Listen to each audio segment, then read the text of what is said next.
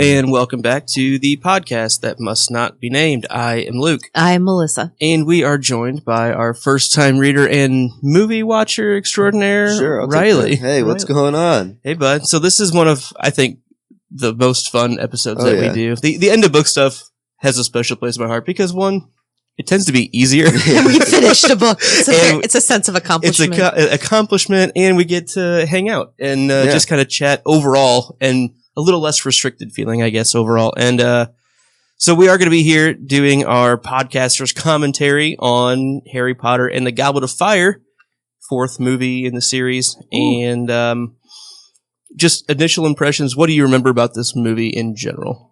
I feel like this movie was a lot lighter in like color, than you think of like Prisoner of Azkaban. I think it's got a lot more outdoors, like especially at the Quidditch World Cup, and then like the outside tasks. I don't know. I like the lighting in the movie. I think there's a lot of good action. But now that I know what happens in the book, I'm excited to like realize all the things that are different. Because I know growing up, you always talked about how it was a lot different from the book. So, Melissa, what about you? Major impressions of the fourth movie? I really hate the visual effects of text too. So I just keep thinking, man, if they could just redo that part now, with as much as visual effects have progressed in the last 15 or so years, however long it's been, like that would be amazing to me to redo that part, because it was so it didn't age well. Sure. I think is compared to some of the other things that were done really, really well in this movie too, which we'll talk about. It just in relative wise, it seems weak looking at it. Yeah. Right. Like I think about the Marvel movies where they literally had a character in Endgame. Her entire costume every time she was on screen was a visual effect every single time. And the time heist costumes for every single character was visual effect every single time. You don't even notice. So that's the kind of thing that bothers me from a movie production perspective. I think it's interesting that you said, Riley, that you really like the lighting. Personally, I just remember this movie feeling very blue. And maybe it's just that scene that's standing out, but I feel like it's blue washed a lot. I'm going to be watching for that. Yeah, for me, this is one of the pivotal Harry Potter movies that I have mega problems with. Didn't I take you to see this one? We went and saw that, and when we left, you felt pretty good about it. I was like, and you looked at me and you were like, "Who died?" I said, "A little part of me, I think." It was bad. It was really bad. I have some problems. We'll get into them. Sure. I'm not going to bash on it too much. Watching it back again last night, I felt better. I was able to compartmentalize a bit and appreciate it for what it was and not bash it for what it's not. There's still some big problems. Yes, there are. But poor Winky. We will, Oh yeah, yeah, and Ludo Bagman. So we are going to get started here. We're going to be watching the movie. You'll be hearing us talk about it over it. We'll try to describe the scenes as we go a little bit so you can follow along. We can't play you the audio because of copyright infringement and all that. So we'll let you know when we get to the main title screen, which should come up pretty quick, and we'll go from there. Any last thoughts, final thoughts before we get into it? Please excuse my coughing. Please excuse my dear aunt coughing. Yeah. It's actually my sister, though. All right, here is the Warner Brothers logo. Again, a little bit different than what we've seen before. Very silvery, shiny. It kind of changes every movie, right? Mm-hmm. It gets a little darker each movie. Definitely. It starts off like this brilliant gold, and eventually it's just a black screen. No, I'm just kidding. We're opening up with seeing some skulls. I like the skulls. It's a very different opening. Mm-hmm. Yeah. We have a snake. And there's Nagini. Whispering indistinctly because we don't speak Parseltongue. Yeah. I did specifically hear the word Nagini, though, in the indistinct whispering. Yeah. It's distinct. So we're clearly in the graveyard. There's the old graveyard headstone. Yeah. And there's the Harry Potter sign. Anybody else think it's weird that they've got, like, the carrier of death, like death itself in a The skull Reaper. form Yeah. at the gravestone As of their three muggles. monument. It's a bit much. I get it aesthetically, like to set the tone, but I mean, that's probably what I'm going to have. So no, again, for you, that makes sense. I'm saying for 3 random muggles? we didn't know too much about Tom Senior. You know, maybe he was a bit dark. Oh, here's Frank getting a pot of tea for his bad leg. It is exactly how I pictured his house. Mm-hmm. Like this itty bitty little, just. The light comes on. He and gets so These mad. dang kids. He throws his rag down, gets the keys. I love the key ring. Mm-hmm. yeah, kind of old. Oh, it's real old I'm going to go fashioned. stomp up there. Looks like they've started a fire.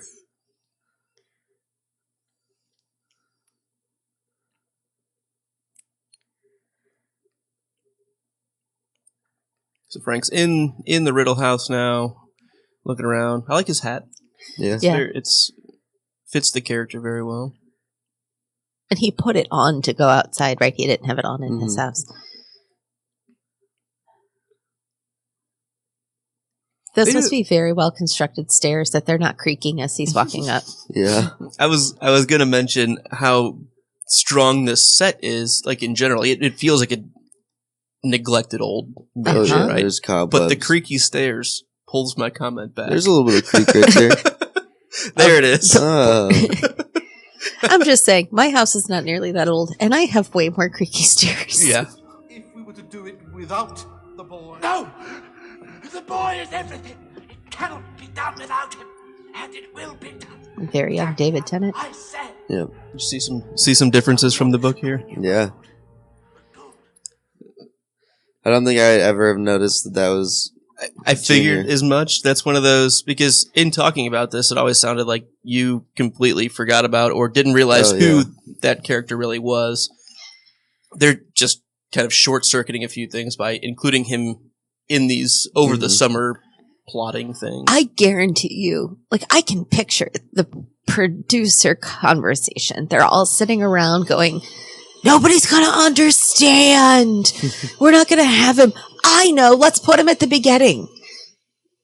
That change honestly doesn't bother me that much. No, but I can hear the conversation happening. Yeah.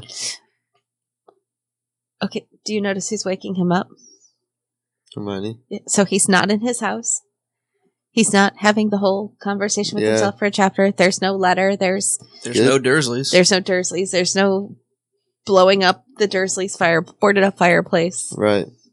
There's one other character who's missing too. There's a couple. Well, there's a big one for the Weasley house that's missing. Oh yeah. They just cut.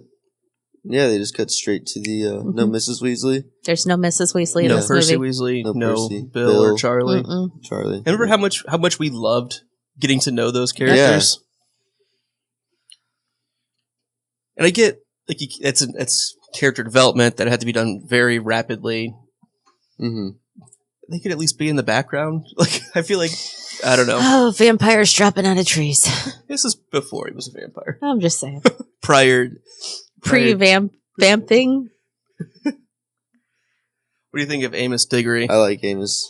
I like the big backpack of like stuff. I think he's legitimately likable Yeah. here too. Well, and he's not nearly as like my son's better than you, Mhm. and like he's just a decent bloke. Uh-huh. He's just Yeah. a good dude. He shakes Harry's hand. Just nice to him.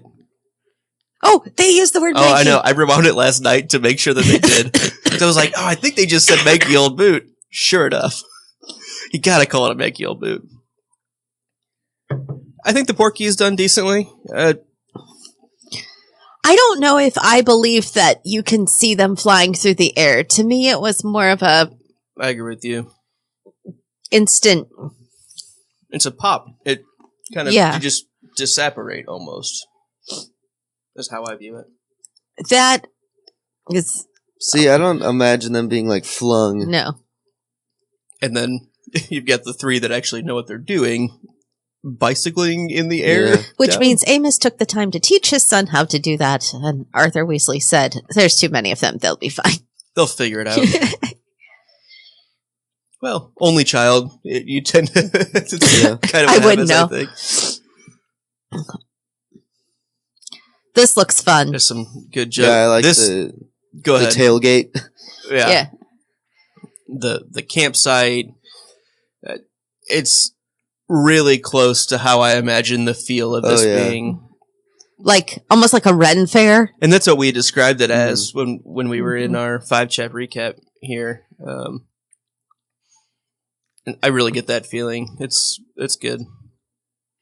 There's no figuring out how to put the tent up. There's no muggle at the door. There's only one tent, too. There's not a girl's tent, but I think that's okay. Like, I think it's fine. For the size that it is on the inside, of course there would be, like, a separate girl's bunk. Yeah, the yellow one off to the left. Yeah.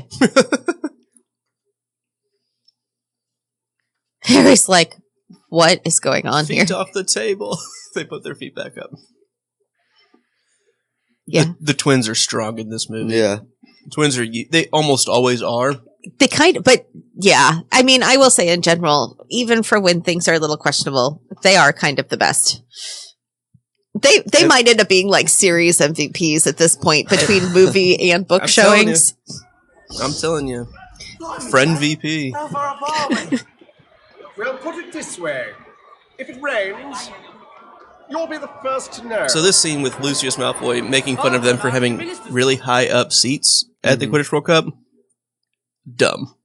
The higher up you are, the better it is for the game. That's what they talk about in the book. The top box, you have you're closer to the in-air action. Yeah. And also, he's also kind of an idiot, though, right?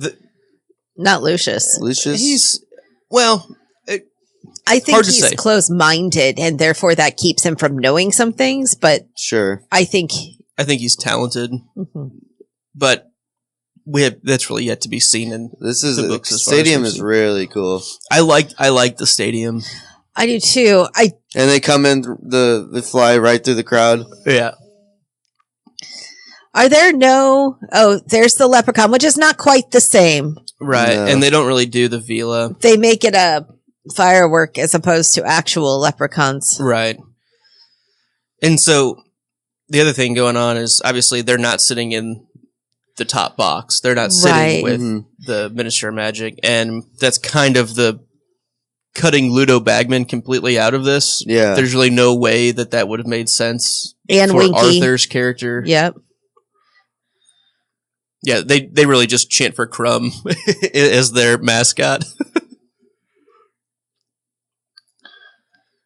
I mean, I get that too, because they needed to establish him really quickly. Yep. I mean, just think, we're already 10 chapters in right here. Yeah. Yeah. Cornelius Fudge takes over as announcer, which, again, sort of makes sense. Somebody They we kind already of know. combine those two characters a little bit, don't they? Ludo and Fudge. Is that accurate from the book? 422nd? Sure is. I checked. Thank you. I looked it knew up last you night, would. too. I was going to. I'm like, no, Luke will I was know. like, let me look through my orange highlighted notes, which are my trivia. If you ever get a hold of my Kindle, you might have a heads up on what my trivia questions at the end of the book are going to be. They're the orange ones. Fred and George dancing in the background. But we totally don't get You the don't game. get the game at all. Yeah. No. No Ronsky faint. No. Aiden Lynch crashing twice. Ooh, Ginny got a line. Yes. There's a couple. Oh, There's a that's couple. one. Yeah. They're giving Ron a hard time for his love fest for Crumb. Seriously, I will say, there's something about this movie that bothers me, though, and it's the length of hair on all the boys. This is the year they forgot to give haircuts. All of them have quite long hair. And it looks fine on the twins. Yeah. The rest of them, they just look like mop heads. So here we have... See, this looks a little bit more intense than what was I think was described in the actually book. being described in the book. Yeah. 'Cause they weren't setting tents on fire in the book necessarily, were they? No. No, not really. It was just the Muggles. But here's the thing. We got rid of the Muggles. Remember, we didn't have the campsite director. So you lose that storyline. What do you do? See, these guys are straight up attacking rather than just sending a message. I think this is... And playing around. Much more terrifying of a scene, I think. So again, those producers sitting around saying, well, we can't have the Muggles. So what I know, let's have them set things on fire. And here's a classic. Have your main character get knocked out so you don't have to see anything. Reminds me of like Tyrion Lannister going into battle and gets hit with the axe and then there was a battle. The Tweedle Beetle battle. And here's our boy. Here's Crowley. More murder! So this is the second time we've seen him kind of setting the tone for him being involved. He does this in the middle of the burned down campsite rather than out in the woods where... Because we got rid of the woods because Harry needed to see him.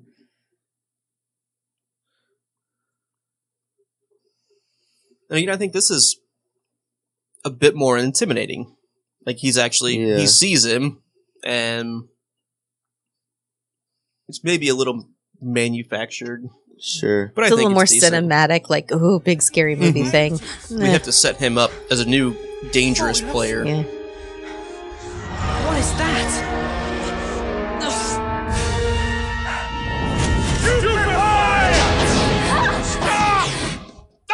My son! Ron! Harry, Hermione, you're this is done pretty well.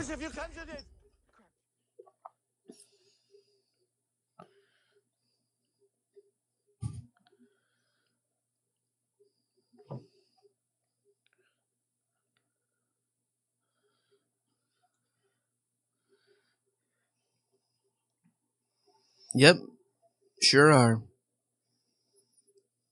I think Crouch has done pretty well.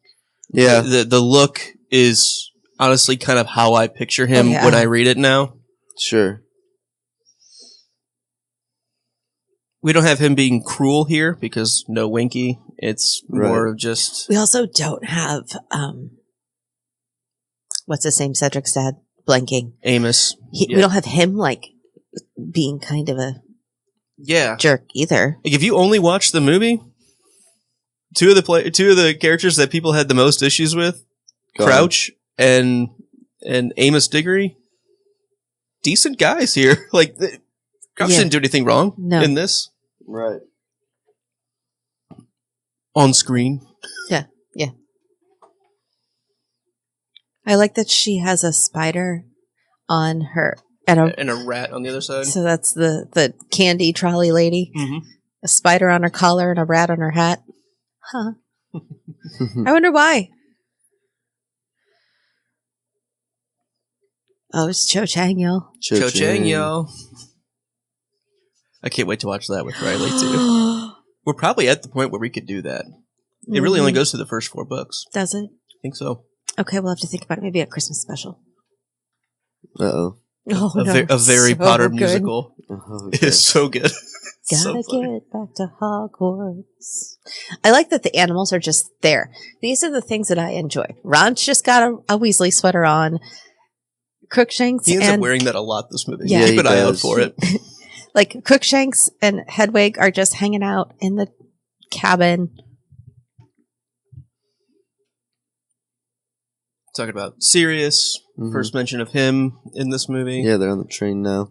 Better than, hey, I should write a letter to Rod or Hermione. Yo, Sirius is the one. Sending letters from the train. That's I like it. Kind of cool. Good scene. Like, this is a big swooping scene, but it looks cool. And it, I think, has it's not necessarily of just the castle. And it was like 15 seconds. Instead of 28. 4 minutes. Whatever. This is the... See, we skip 2 months of school. Yeah. We go straight into the... Everybody... See, I kind of like this. It's expedited a little bit. You mean, you have to cut something. Yeah. And this is the kind of stuff like, yeah, let's just get to them. I like Hagrid as the runway. He even says Director. clear the runway. I think the movies do a good job of, okay, if you're watching the fourth movie, you get it. Uh-huh. You get they're going to be taking the train. They're going to get to the castle somehow. We're going to They're show you those things, but we're not going to dwell on it. Yeah. Like, you know that's happened. Right. Pet And- peeve. Are you ready? The Weasley twins are significantly taller than every other kid. Did they not decide to put any other 6th and 7th years in there until we get like Cedric? Like, Yeah. it's Right. Now we're all settled in and sorted. the castle's so cool I'd like looking. to make an announcement. It's a good way to show the castle for the first time This with castle the will not only be Durmstrang your Mhm. home ship. this year, They showed a back shot earlier with the Not train. much. And here I love comes this. Walder Frey. Oh my gosh, he is so the best. Out of breath. He's utilized really well in this movie, I'll say. Argus Yeah. Filch. Yeah. He is used multiple times in places where it's like, he has, like, the character has no place of being there, but it works. As, There are a like- lot of teachers in the background. yeah, there are. It makes me feel a little better. Let me tell you about like how everybody gets to all the different classes. The guy in the background with like the weird beard Mhm. almost hanging in front of his face. Kind of right in the middle there. Yeah.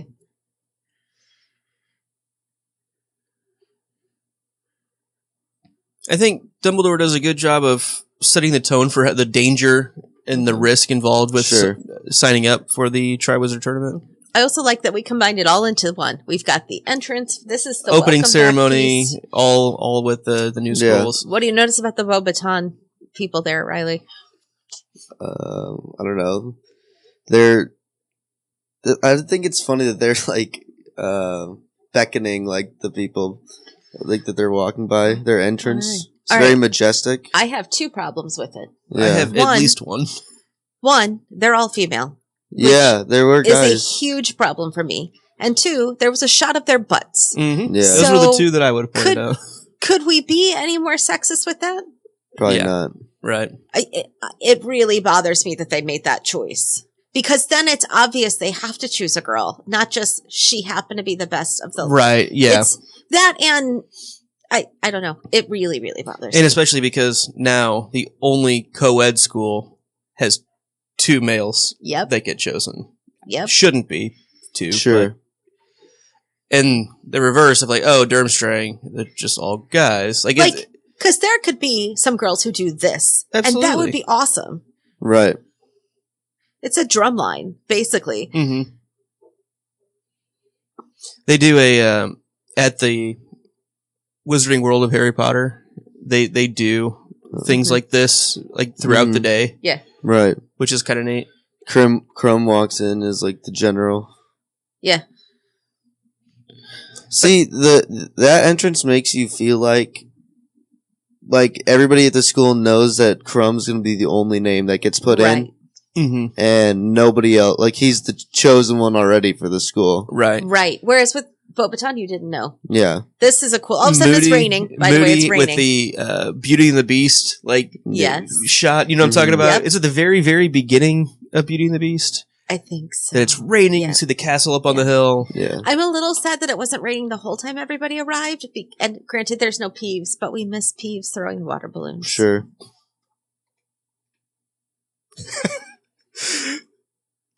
Hagrid stabbing his fork into Flitwick's hand as he's making eyes at Maxime.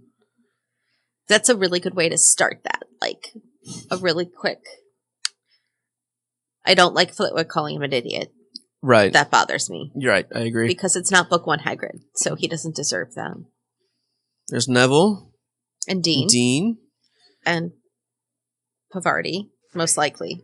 Extremely Thinking to dangerous later in the tasks. movie, it might have been. For this reason, the ministry You probably is had to fit establish her. impose a new rule. To explain all this, we have the head of the Department of International Magical Cooperation, There he is. Mr. Bartimus Crouch. Artemis. It's Bartemius. Strike 1, Dumbledore. Couple Why is it- more big strikes coming up. What'd you say, Luke? He said Bartimus Crouch. And it's I don't get Bartemius. that. The thunder and it flaring up in the hall and It's just a cool movie thing. I don't understand It just makes it weird. I think it's interesting you called it cool. I think it's pointless, but then I'm a book nerd. It's supposed to. It's just exciting. It's just a way to intro him. I know, but solving a problem. This I like. His little eye camera. Uh-huh. Man, the makeup on David Tennant is really, really good here. It's so good. He almost looks like. What's his name? Is it Brendan something? Father of Bill Weasley.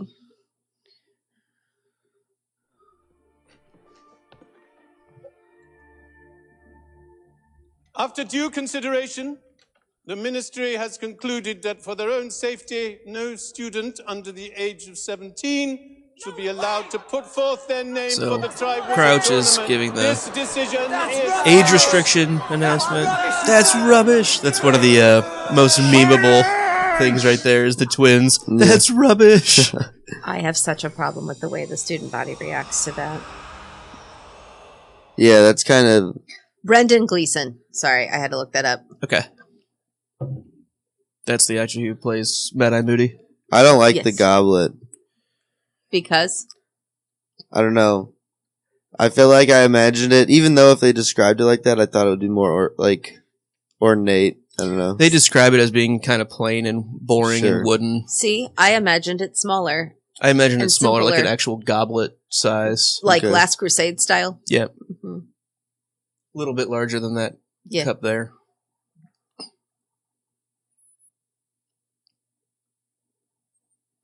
Blue flames look cool. Yeah. Fire's hard to do. And yet they pulled that off. Yeah. That could have been just a color shift on actual flames that were recorded, but it looked good. Right. We have this scene with Karkaroff quietly going bump in the night to the cup.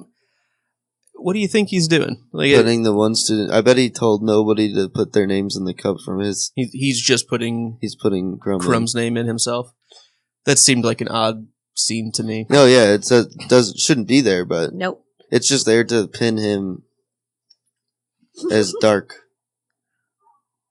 as a suspect later on. Mm-hmm. Yeah, I agree. This is really well done too. Moody's first class. Sure.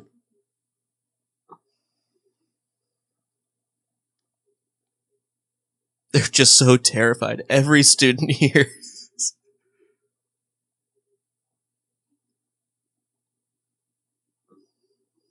He's not even writing anything. He wrote 3 Unforgivable. Oh, yeah. With terrible handwriting.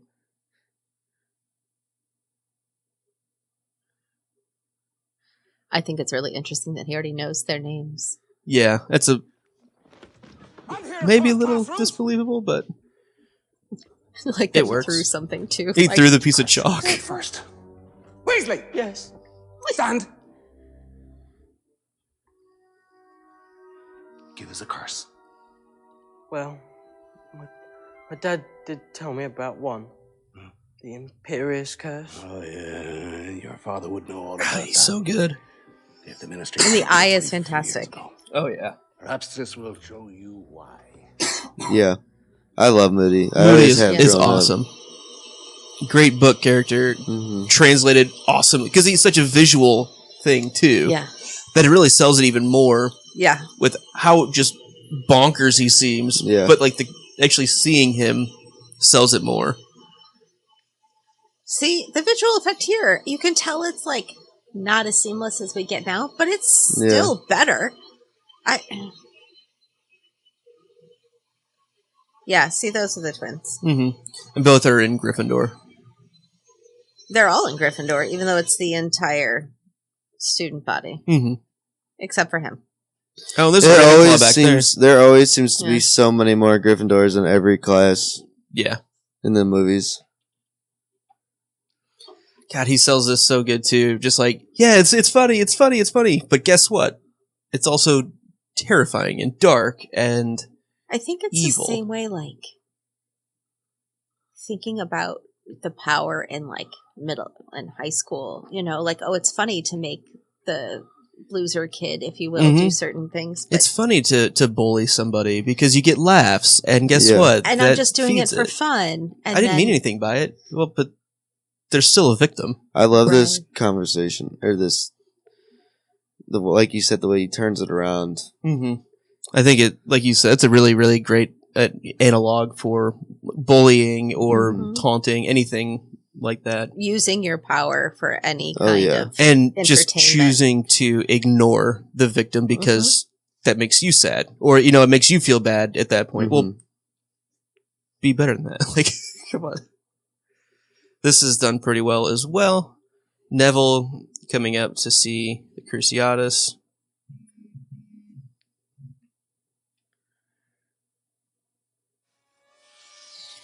Poor Matthew Lewis.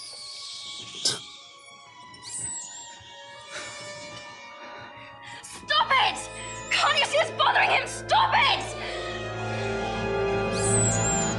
I think Moody does a good job of hearing that, realizing what's going on, and like his facial expression of like, oh, okay, maybe that was a bit much. Like, point was made. Yeah. He kind of checks himself. She refuses to answer and or doesn't. I think it's more of it just chooses not to answer because she didn't want to see it herself. I think she knew. That was such a great shot. The way it was zoomed in on the spider, and then the focus shifted to Harry. Mm-hmm. Mhm. And you see the green in his glasses. And he's sitting in this room with his Farrah Fawcett hair. Sorry. I'm so distracted. Little tongue thing right there. Yeah.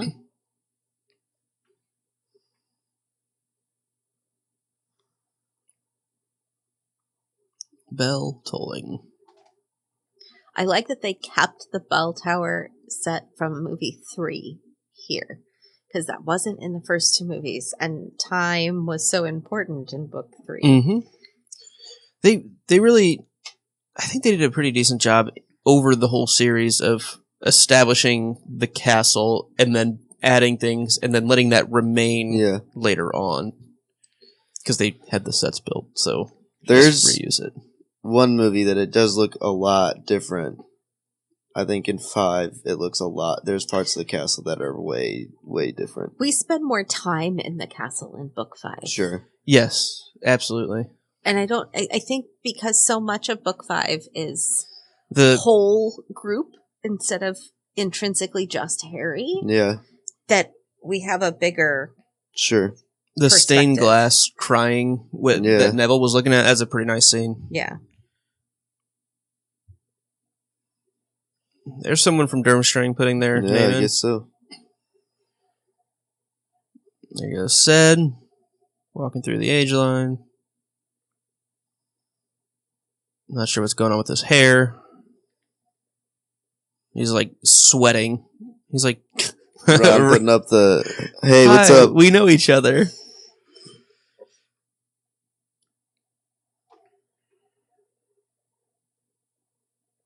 "3 years from now." Here we come, Fred and George with their aging potions. Yep. Hermione chirping that it's not going to work. I like that they just call her Granger when they disagree with her. And why is that, Granger?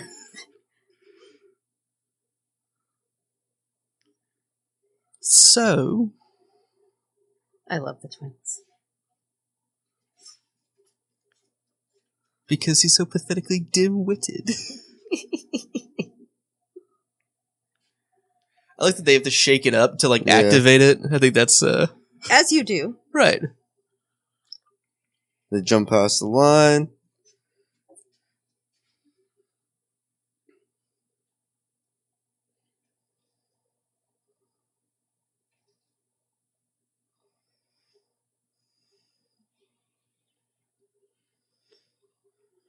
One thing that we kind of didn't, I think we just missed it earlier. Whenever at the They get turned into the older guys. That's funny. Yeah, So this is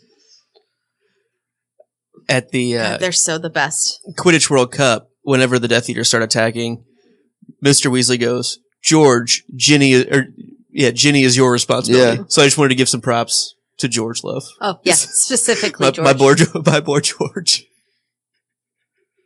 Oh, Your I guess boy so. George?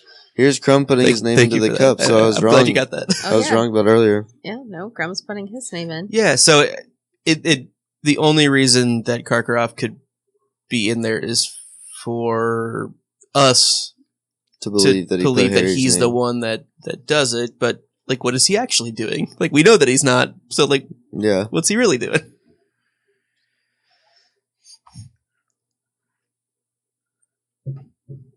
So this is supposed to just be the next day still? I don't know. Like night number 2 at the castle is what I'm guessing. So now we're already at 'Cause Crouch champion was still selection there. right after seeing people put their names in. Mm-hmm. And we didn't see anybody from Bobaton put their name in. Mm-mm. We didn't see Floor? Okay. See? She has not been singled out at She all doesn't yet. know. She was when they first walked in. Yeah, She but- was the last one to walk But in. a couple of them had like FaceTime, so she didn't. It wasn't like it was much Mhm. more on her than anybody else. Where are they even sitting, the Bobaton people?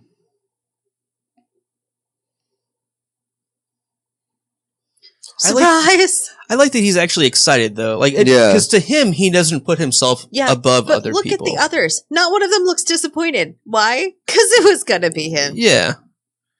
But like, I don't know. I think Crumb gets a bad rap a little bit, but he's, I think, genuinely a decent Look at dude. how fancy this paper is. Mhm. See, now a couple of them looked disappointed. There was one who made a face. She made like the Emmy face, right? Like, okay, it wasn't me, but I have to smile because the screen is on me. Yeah. Yeah.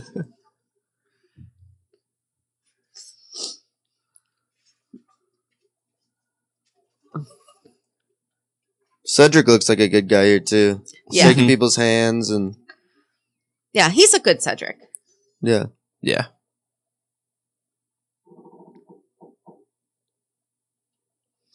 I like that Snape is in the background, but we haven't actually seen him officially. But Mhm. he's just hanging out back there. Have you Yeah. seen McGonagall at all? Maybe. Okay. Anybody else think it's weird that it's a different cup? Yeah. What are you talking about? It was never the Goblet of Fire. It was always a different cup. I guess You think? Always. Yeah. No. The see, Triwizard I- Tournament cup is not the Goblet of Fire. I agree. I 'Cause- thought I now that you mention it, I think you're We- right, but we talked about that, I think, in one of our episodes too, because No, yeah, they've never been the same cup. I definitely thought they would have been. I really think I did too. That Now I might feel have like might have been a Hogwarts radio conversation. yeah, it was not a me conversation. Harry Potter. he He sits back sits down. down.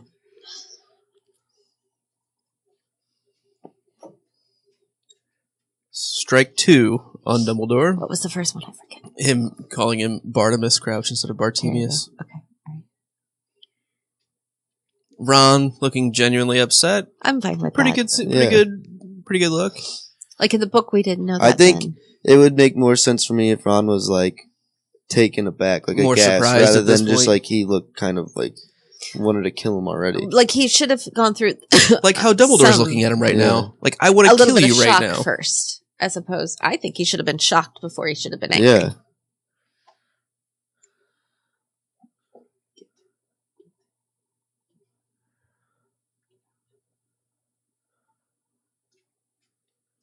There she is. There she is. I saw her in the background eventually. The only one consoling him. The only one. That's because she's amazing. I know. Dumbledore's look is bad. Hagrid was like, no. Like, Hagrid was Team Harry. Yeah. I will give him that. Mm-hmm. In the disbelief. Okay, this is a cool, pointless room. Yeah, trophy room. Here we go. Here we go. That There shot. it is. There it is. Harry It's the I wish there hero would have been shot. one of like behind Harry looking at the three I of them. know. You know what I mean? Oh, here it my is. god. Did you put your name in the Goblet of Fire? He asked like- calmly. Look how calm he is right now. I like that she had to move the light to get in. This was the point in the movie theater. I think I stopped watching a lot of what happens after this. Because you were so mad at Dumbledore. I was so mad. That's what I remember. I still viscerally am upset at how he acts in this whole thing. Sure. It doesn't get better in the next movie either.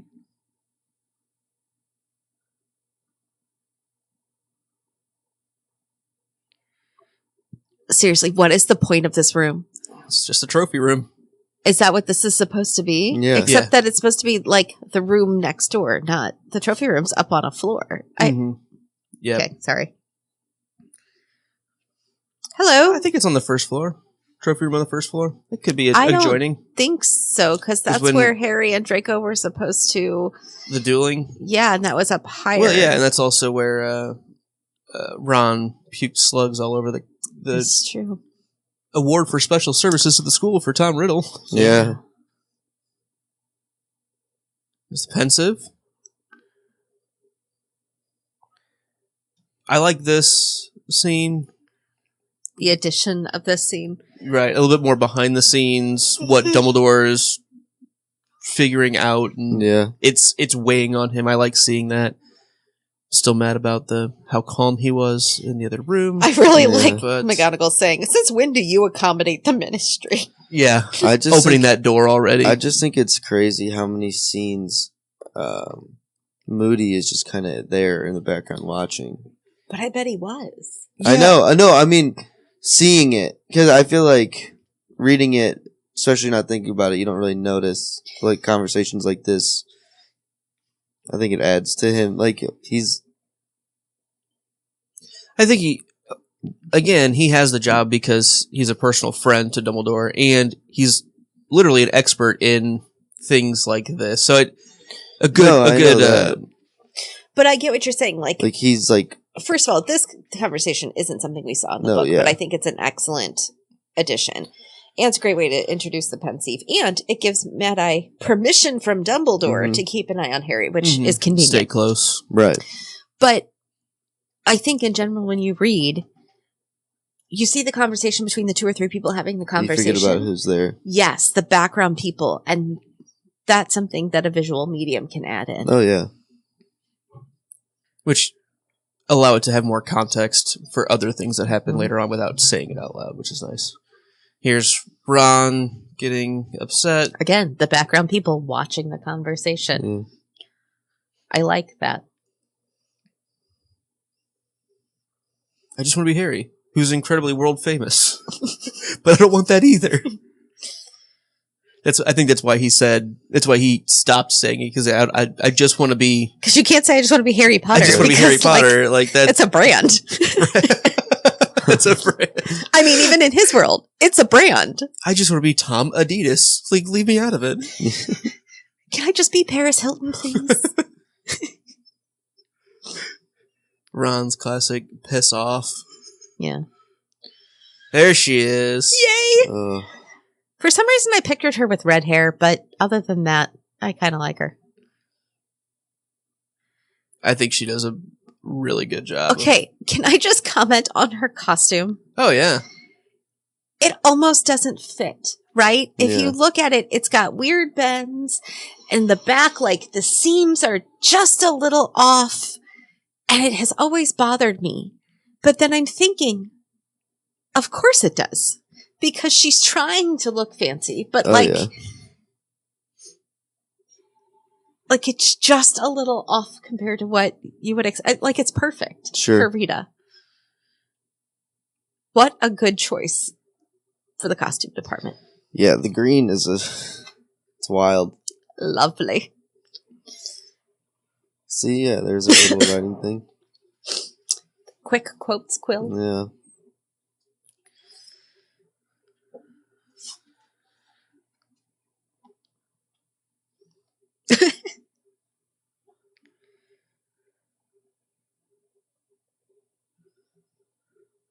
So there's the interview scene. Pretty close quarters. Mm-hmm.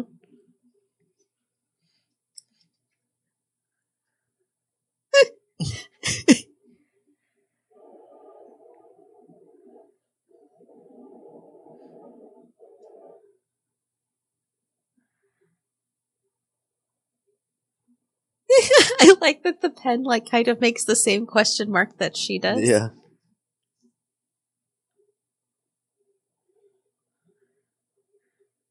She keeps calling him 12. I think that's a really good way because we haven't really heard much, excuse me, about her yet. This is a good way to like Show that the introduce. facts don't matter. Yes. It's the story that she Sure. wants to tell. Everyone loves a rebel, Harry. Scratch that last. Speaking of your parents, were they alive? How do you think they'd feel? Proud or concerned that your attitude shows at best a pathological need for attention?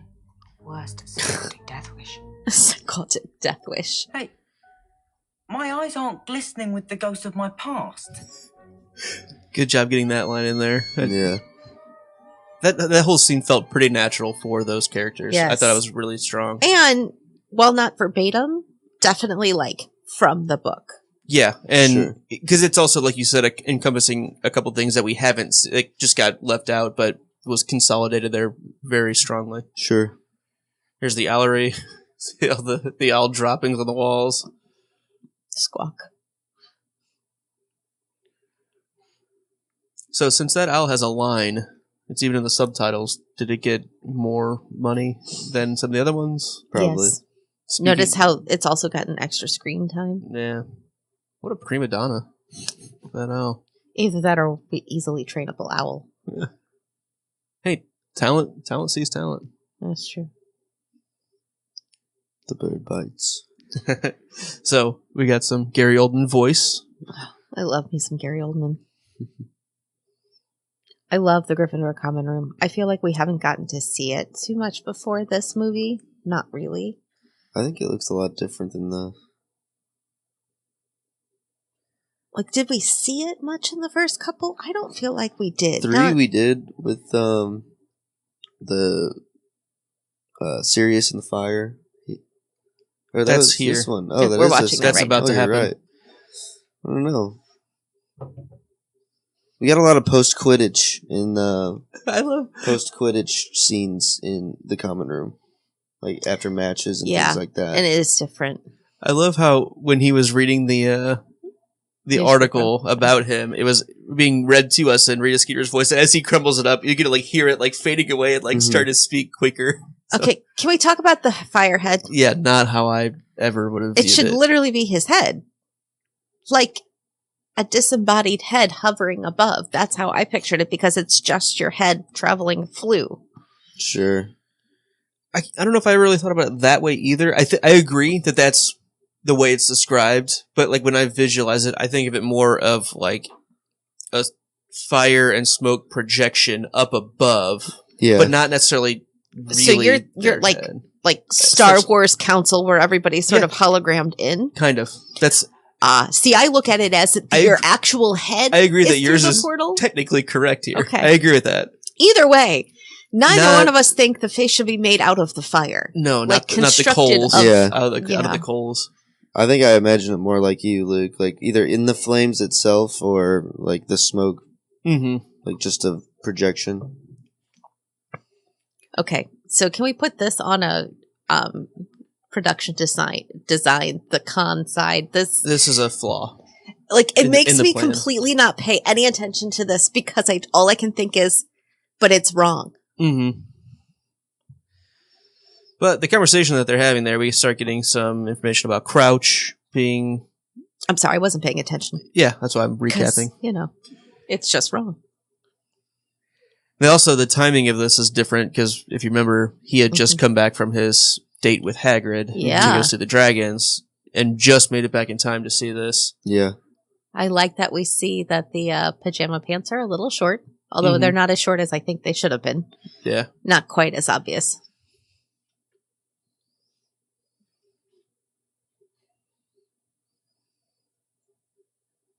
He doesn't throw a book at him and say He "You have a doesn't scar." explode. Yeah. And he goes back. And it was the other way around. Harry went up and Ron stayed back. Yep. Teenage tragedy.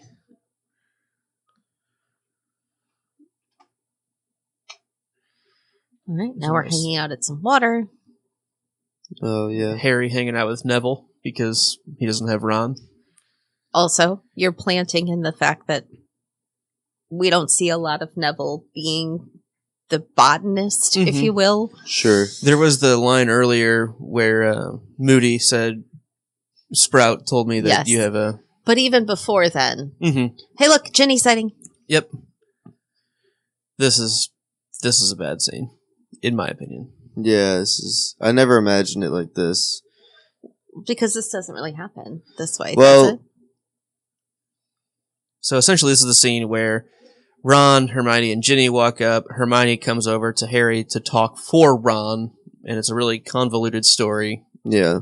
That Hagrid wants to talk to him. Which doesn't happen at all in the book. No, because Hermione was the MVP of being the actual awesome friend and took Harry by the reins and was like, hey, like, I'm on your team. Like, And really, that really happened in the book where And then she blows up at Harry for asking her to tell Ron something. And it's like, why didn't you blow up at Ron too? Like, why does Harry get the short end of the stick from her? I don't like Hermione's part in it, I think, the most. I don't like that we don't, like, I get why we don't go to Hogsmeade because, okay, cost and time, but it was in Hogsmeade.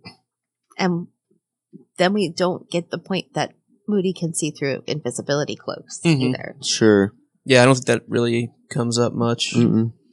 I like Hagrid's flower. Yeah, and he combed his hair and it's like still wet. And like you can almost see gel in it. Get some snarling. Some low snarling. There's Maxime. Oh, there it is.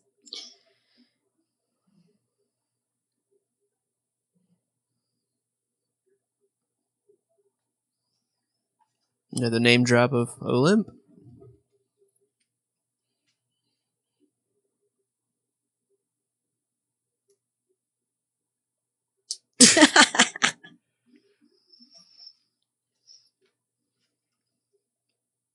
I didn't realize she was so much taller than him. I don't know if that really comes up much in the book, but here she's clearly I don't like think a head she was taller. supposed to be. Sure. I think they're supposed to be similar. And she just felt taller because they were used to Hagrid.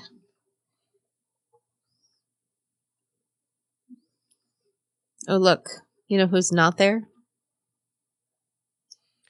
He's mentioned.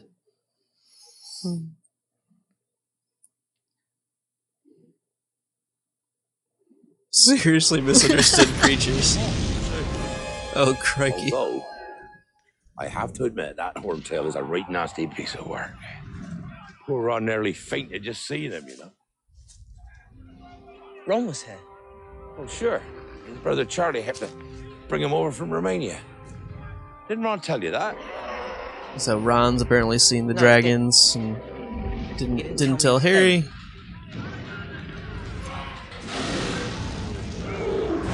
That was the mention to Charlie They Weasley. look pretty nasty. Yep. There's Potter Stinks badges. Yeah.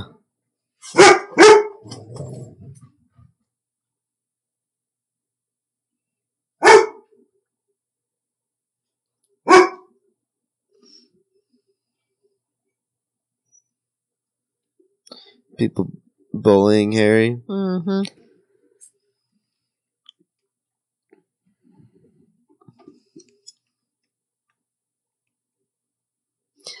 Cedric was holding the same book that Harry used as like the book he used to write his note to Sirius.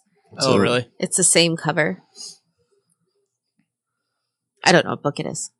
I like Cedric's reaction here, where he's, you know, his friends are making fun of Harry, and then he doesn't expect Harry to actually help him out.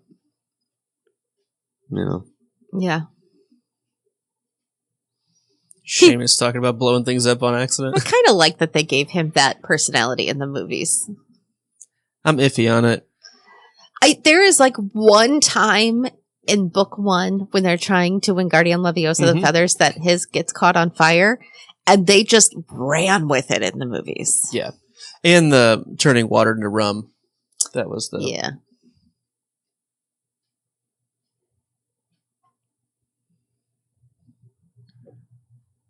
I really don't think that Malfoy has enough wherewithal to actually be up in a tree. Yeah.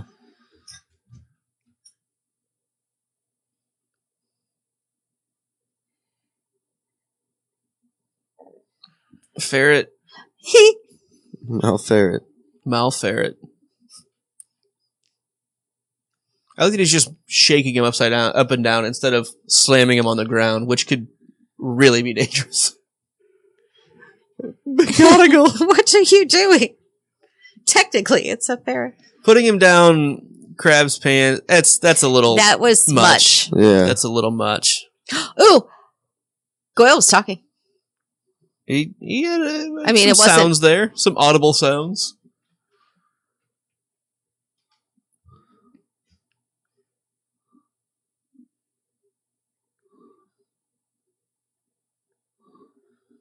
I like how his staff is standing up on its own. And just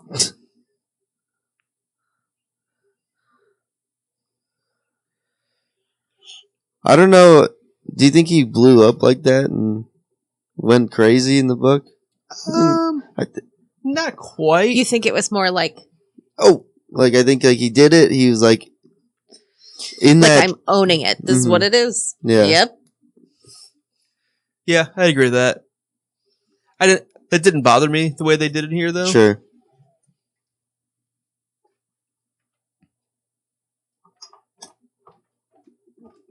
This is Moody's office, right? Mm-hmm. It's a cool room. Yep, and there's the trunk. See the chest, yeah. I like the stonework. Mm-hmm. There's taking his leg I off. like the gadgets that they have. Mm-hmm. It's like he does such a good job of just looking tired. You know, like Yeah. it's like, man, this is not easy. Just getting around anymore. He's probably just not. It's an interesting question. Like, if you're in somebody else's body and like they have aches and pains that they get used to, how long like does it take for you to get used to them? For If that you to like, normalize. yeah. Especially somebody like Moody's body. Mm-hmm. Which is ragged. Yeah. They talked about the faux glass for a second too, which looked not how I would have thought, but I thought it looked pretty cool. Mm-hmm. Talking about the dragon. Listen to me, Potter. Your pal Diggory. By your age, he could turn a whistle into a watch and have it sing you the time. Miss Delacour. She's as much a fairy princess as I am. As for Crumb, his head may be filled with sawdust, but Karkaroff's is not. They'll have a strategy. So he's saying Crumb's And you can stupid. bet He said he might be. Yeah. He doesn't really know. But it doesn't really matter because Karkaroff is sharp. Behind it, is what yeah. he's-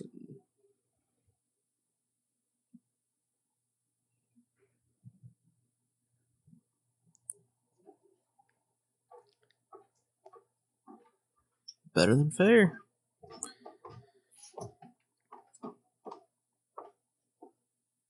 Pretty good scene of what are you good at? How do you get what you need? Yeah. Yeah, they don't have any of the training for the summoning charm. Summoning charm. Yep. Because one assumes that Harry just knows it. Yeah. Yeah, they don't really do much magic training in these. What are the twins selling? Oh, they're doing bets because we didn't That's see right. that. We didn't have Ludo Bagman. I like the. so they're taking bets, and they do it for each of them. I like Harry's sport robes here. Yeah, his It's a little baggy for me, but I think they're. his Quidditch warm-ups. Yeah. He's got toggles on it though. Doesn't that seem like a very Muggle technology? The toggle. Yes, that's a problem. I'm not saying it's not highly functional. It just I seems love like a good toggle. I love a good toggle. What is a toggle? The little Oh. plastic push button thing that you can slide string up and down. Oh, basically, okay. Sure. it was a big thing. I mean, And, I know what the word toggle is. I've No, never- toggle as a fashion item was mid to early 90s. Yeah, mid, not Yeah, early. it definitely It's wasn't definitely a, mid. But we use them for Everything. no, currently bungee cords for swim goggles rather than like Gotcha. the cheap plastic. Sure. They're like you do the bungee cord ones. The toggle is what keeps it held tight. Okay. We've got Hermione with her hug on Harry. There is a lot more relationship between those two, like almost going towards a romantic side in this movie than I think there's just a lot of otherwise. touching. There's a lot of touching. See, that was interesting. Dumbledore saying, "What are you doing here, Miss Granger?" and her Mhm. just being like out of place. The super awkward. Yeah. Crouch taking the point of Bagman here. Mm-hmm. Yeah, Fudge and Crouch really take on the Did slack. I say Fudge? I meant Crouch. You said Crouch. Okay, good. I was because you mentioned earlier that Fudge was Yes, taking. yes, It's kind of both of them. Because I said earlier that Crouch took it over, but it's right. It's both. I like that the little dragon figurines are breathing, actually like smoking. Well, and they look like actual little animals. They're not like plastic. Mm-hmm. Yeah, like it almost just seems like those are just miniature versions of the same dangerous dragons. I'm a little worried. I don't know if I agree with the Horntail's tail. To me, I always thought it was more like, you'll know, the name of the weapon that... A mace? Yes. I with thought the it was- big circle with the I think spikes. it's like that. That's what I always pictured.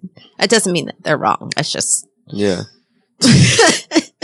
Filch and the cannon. The whole tent shakes. See, I thought it is kind of shaped like a mace. I thought it was too. It was a cone. It's shaped like a mace, like Sauron uses. Yeah. Okay. I pictured not like a round, almost like A flail. A flail. Sure. Yeah. I don't know. A ball with spikes on it. Right? That's what I pictured. Yeah. I really like that we just sort of zoomed through everybody by staring at Harry, which is how we kind of saw it in the book. That'd be an interesting dragon to have like a flail as a tail. Like he can really whip around like any way and like yeah, that'd be interesting. I see. Yeah, what you're saying. Neville looks great. Did you see that? He had some nice black and white plaid going on underneath a nice jacket. It's good. Where are they? They are.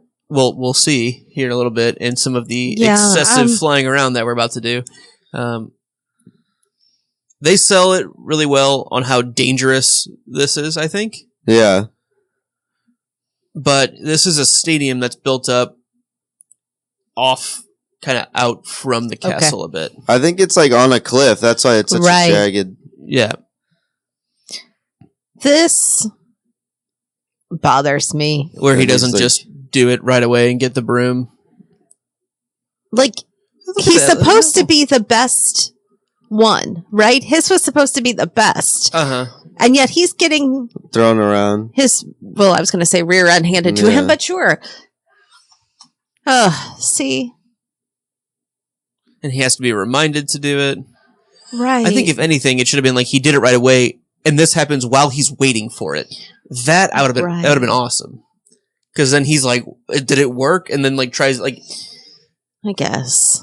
I think that would have been better. These are the kinds of things that bother me, though, because they do them. Because it's got to be. We got to make it an interesting movie. We got to add this and change that. And if you really needed to, then why are you pulling? Like, why make the book at all?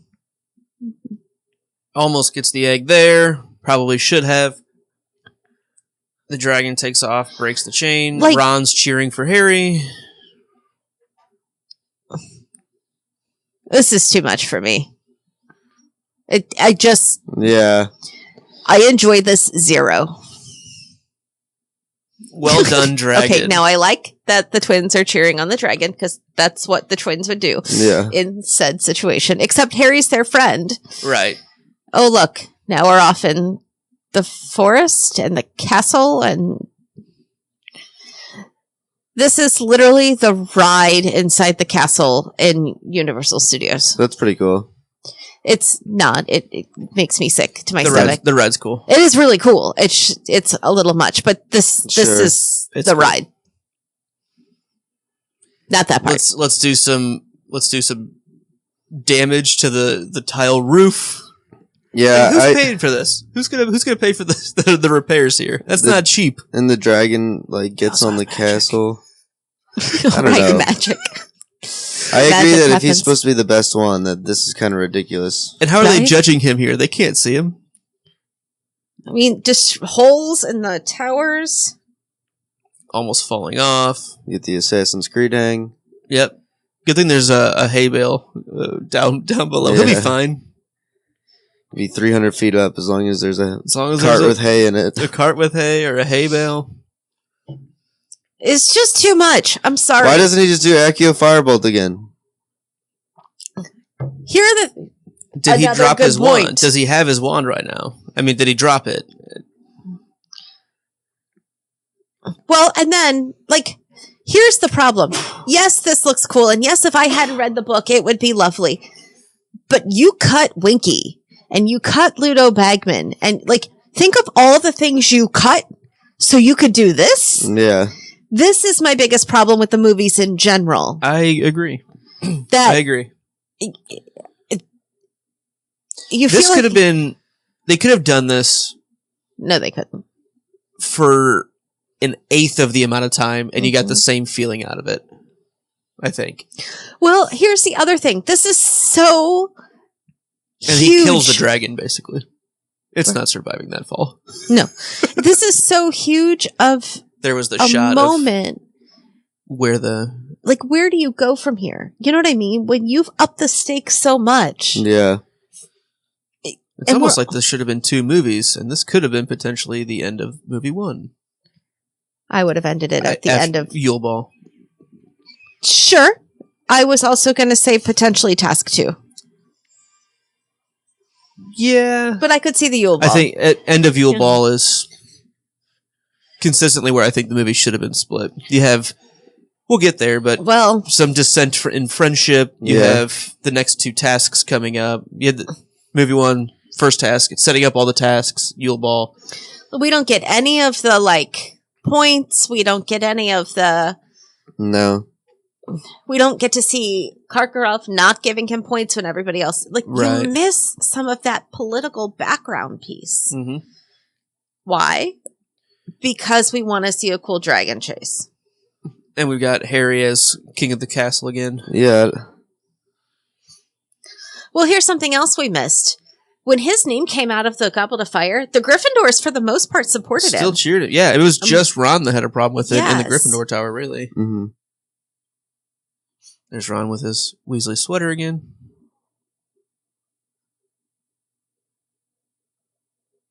Okay, that's funny. Yeah. It's always the twins. You notice how they're a head taller than everybody else? Where are the 6th and 7th year Gryffindors? Yeah. Where's Angelina Johnson?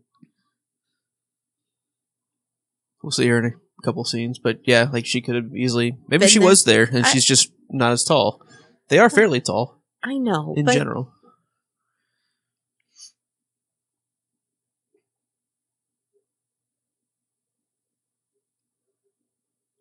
Ron. I don't like this version of Ron either, where he's trying to weasel his way. Yeah. But weasel his friendship back and convince. Yeah. No, just own up to it, like you did in the book, and just say And then I liked when Harry was like, "It's fine." right. That was a really good. Mhm. I know you're apologizing. I don't need it. Because you can't. We're good. Yeah,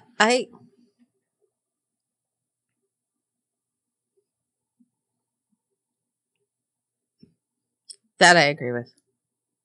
Hermione just saying, boys, because you're all stupid. But isn't she, she does that in the book, but she bursts into tears. Mm-hmm. Because it's right after. It's not later on at the party. It's, Right. Uh-huh. let's spend more time watching birds fly. And I get it.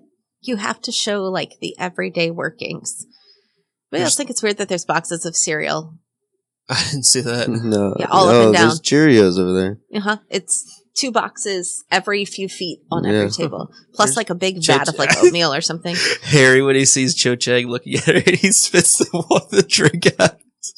That's silly, but I think it sells he's got a crush on her. He doesn't know Yeah. how to handle that. Yes. He's so distracted by it.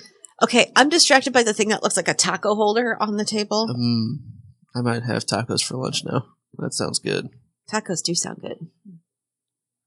They deliver, See? right? They look like taco holders. Yeah, those do. But it's breakfast. So what is in there? Are they Toast. waffles? Looks like toast. Okay, well, I would use them for taco holders. Yeah, toast. Looks like a couple loaves of toast. Yeah, there are definitely cereal boxes laying around. Right? Nigel. And then there's the giant vats of what I'm assuming are oatmeal. You can't see it right in this shot, but it's kind of like if you stay at a hotel and they've got the oatmeal at the free breakfast. Oh, here's his floating dress toast in the robes. background. It's really making me want tacos now. See, can you see the pot in the background? Oh.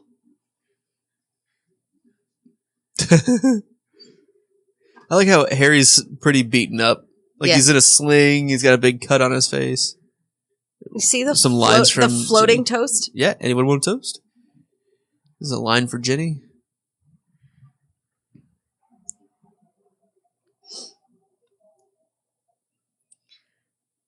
This is another great application of Filch.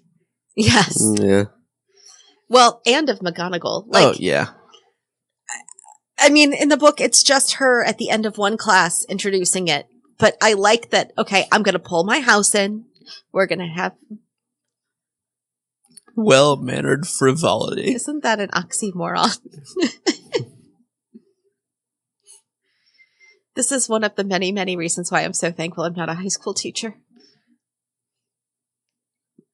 Gosh, she's so good.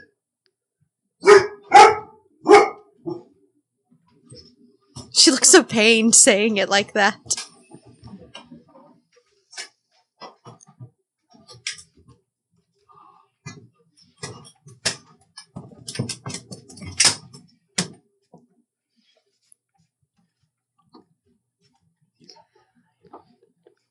A band of baboons. Behaving like a bumbling And I like band that. of baboons. I like that they should try to say that 5 times fast. Yeah.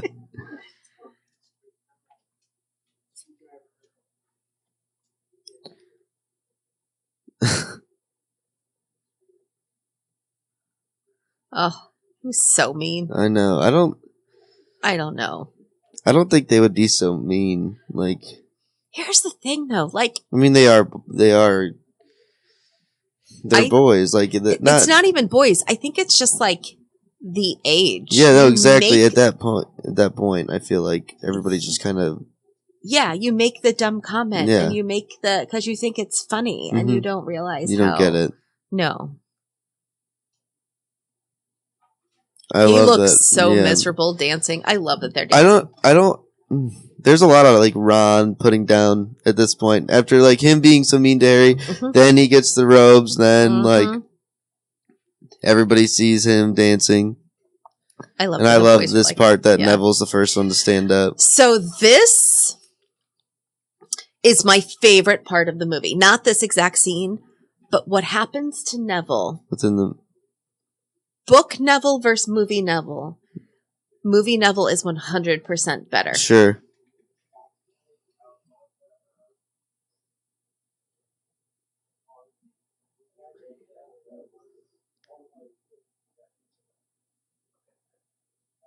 I like he just randomly walks up to Yeah. a group of Ravenclaws. You slay dragons. Yeah. Oh, the Bobaton girls moving in a pack, literally stepping in time together. Mhm.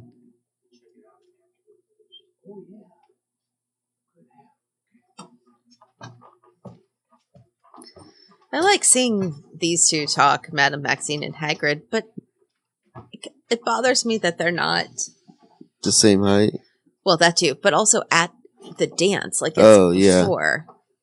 I feel like there's a lot more of this going on before the dance than what there was in the book.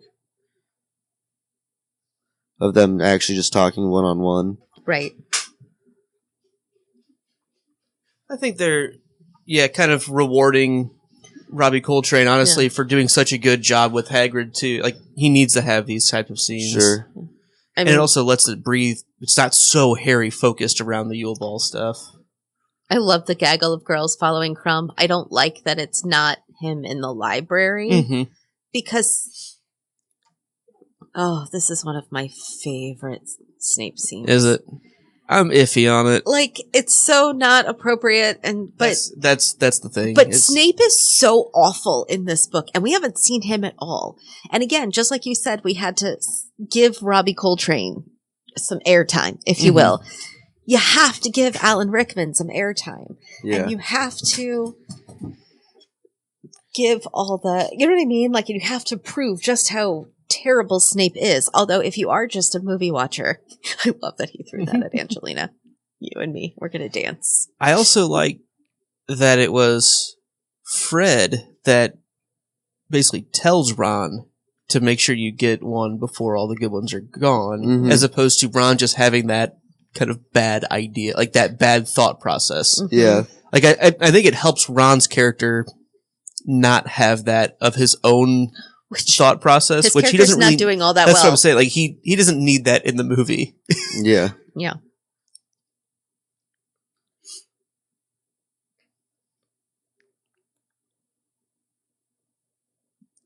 Composition notebook.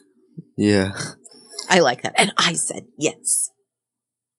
You know who we don't see in this, though? Ginny. Nope. Like, Ginny's the one who lets the boys know that Hermione has a date, and that cuts that piece out. I think we do. I know, but have the initial thought of it. And Snape pushing their heads down to keep studying. Maybe corporal punishment is allowed. I mean, he is the worst. Look, there's the bridge. There's the which bridge. I still don't understand why it exists. Oh, look at that valley. I mean, but what's it connecting to? It? That's not the entrance hall, is it? I don't. And the owlery is off in the grounds. Okay, do you know what I want? I want my Tolkien map of Hogwarts. Oh, it doesn't. It's not possible because it changes. I know, but that's my problem. I need the visual. I can't just place things spatially in my mind. And it's also kind of funny because, like, I played almost all of the video games quite a bit, and so like those all have maps too, like that you actually have to walk through. And so like my Hogwarts map is just like it doesn't. It's just these are the places because it changes. There's no set. Harry asks Cho. He blurts it out. I think she does a pretty good job of She's showing. so nice. Yeah. Yeah.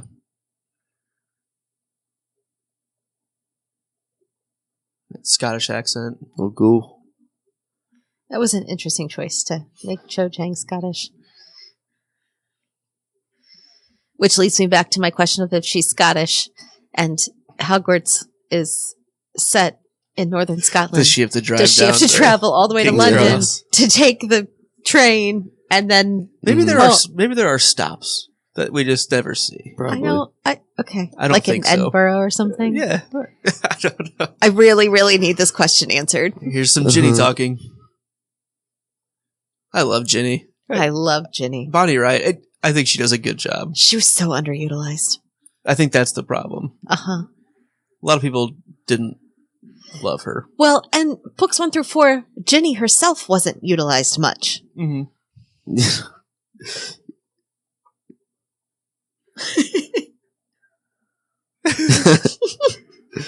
screaming at her. It was a bit frightening. It was also kind of funny when he was like, there she was walking by. You know how I like it when they walk. Yeah. Which is problematically throwing it back to that scene when the Beauxbatons first walked in, and then it was kind of focused on Ron. There was a scene in the courtyard where they saw like two different groups of Beauxbaton girls walking kind of, in sync. Like going to that, I'm like, you know how I like it when they walk. Do you notice how there's like carriages dropping them off, like via Where are red carpet? From? Right. I'm pretty sure they all live there. That's so funny. It's like the 1800s or something. Yeah, that is it's terrible. 17. I might wear that to LeakyCon.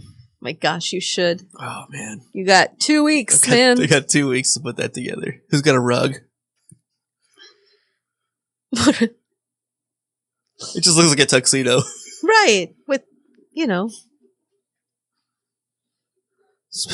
They're ancient. Aw, great Aunt Tessie. Yep. We have one of those. I smell like my great Aunt Tessie. It's so bad. It's the hair. Well, and that's the other thing too. It clashes so badly with his hair. Oh, it couldn't look matches worse. the drapes. It matches his frills. I don't think that costume couldn't look worse. I mean, in terms that of, was well done. Yeah.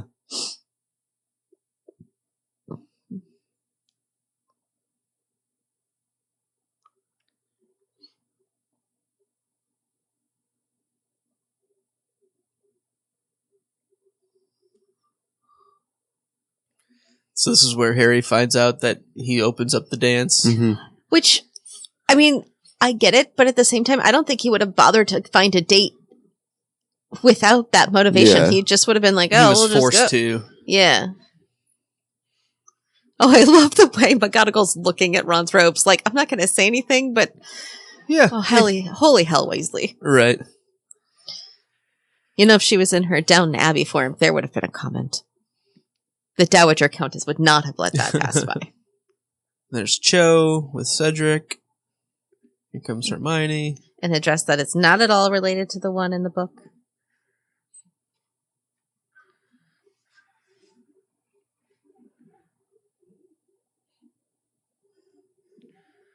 Get the light from behind, which means, hey, this is majestic. Yeah. Which is kind of what we have here tonight. We've got light behind us. If you We ever do. see the video of this. We are backlit. We are backlit.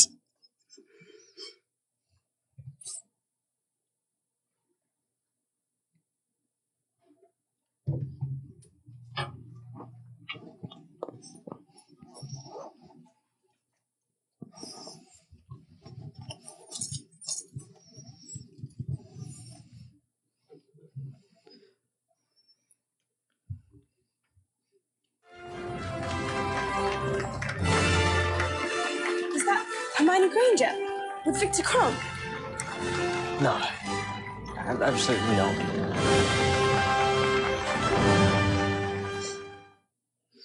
I like this ball scene. I like what they've done with the walls. It just looks like the white looks a lot different in the snow. But it's the same room, and I Yeah. like that. And she just says, "Grab my waist now." Grab my waist. I guess the dance lessons kind of paid off. He's not smooth, but at least he's keeping But it's up. perfect. He's like, getting by. He's getting by. as you should, right? Mm-hmm. You got Dumbledore and McGonagall stepping in, which in the book it was him and Maxime. Mm-hmm. Karkaroff and I guess his wife. Or another teacher from... it could be Professor Sinestra of the astronomy department. Potentially. I'm just saying it could. And there's Ginny and Neville for some reason. I like stepping her in. dress. It's age appropriate. Like it's not. I love the stainless steel leg. Like it's like Just it's like dancing. And is that a ferret or a rat on his on his lap? sporin because he's wearing a kilt. It's his dress leg. That's funny.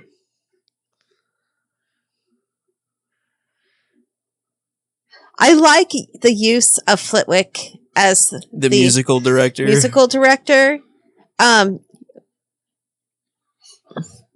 Music change to the Weird Sisters. I was just about to say, I feel That is a guy that gets used later on in the movies. Yeah. That actor. I think he's in movie 7. The lead singer? Yeah. I was gonna say I felt bad for like the the band Snatcher? kids. Yeah, he is. He's the Snatcher? I think he is. I'll have to look that up. I didn't. I I just wasn't thinking noticed about that. it whenever he was on there. I don't know if they show him again. I think they do show him again. I think they show him one more time. May I have your arm, leg? I'm yours. And then Padma's like, come on.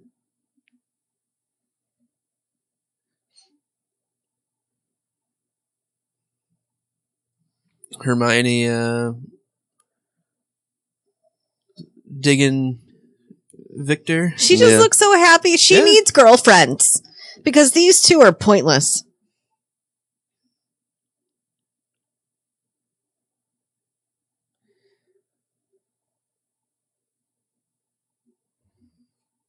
I like how Harry's like, what's what's your problem? Yeah.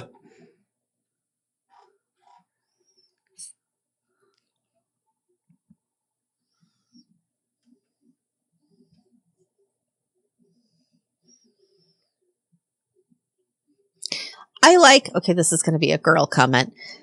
Her hair is falling out. She's been dancing right, and having fun. Yeah, like it's a little frizzy on the side. Like you can just see just enough of like.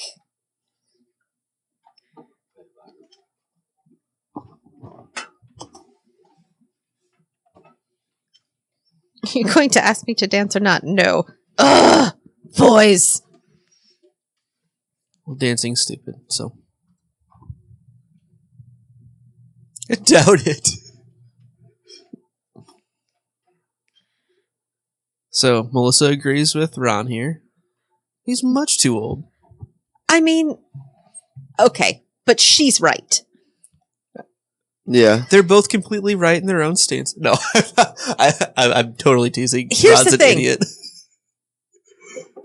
As a mom, if my freshman, who has homecoming in a week and a half, and I have to go dress shopping after this, so just feel for me. If my freshman said, "Hey, mom, so-and-so senior da-da-da's taking me to the dance." Yeah. I get to have, I think, a completely justified heart attack. 100%. Okay. That's one argument. The other argument is, if you want to go to the dance with her, ask her yourself. Oh, yeah. Oh, yeah. She's right. But also dating somebody way too old for her. Yeah. I will agree. Ginny and Neville together, like their costumes look great. They both look happy. Yeah. I like the use of the characters as like a almost background, just of scene setting, world building. Yep. Because you might as well use people that we know and love. Weird bird coming to the little raven action. Yeah. I mean, I didn't realize that we had maesters here, but it's cool. I think he's trying to get a message to him. Okay. Here's your see Angel of Death. The Angel of Death should I just it's a little much for me. I like that the dream actually exists in the movie though. That he's revisiting it.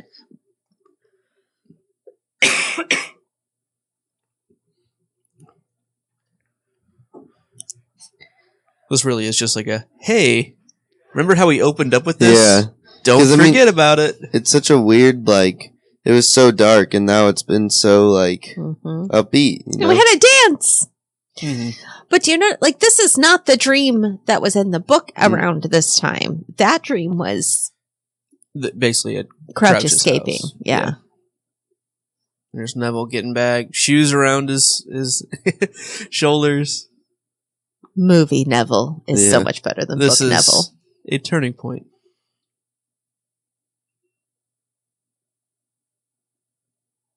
Man, round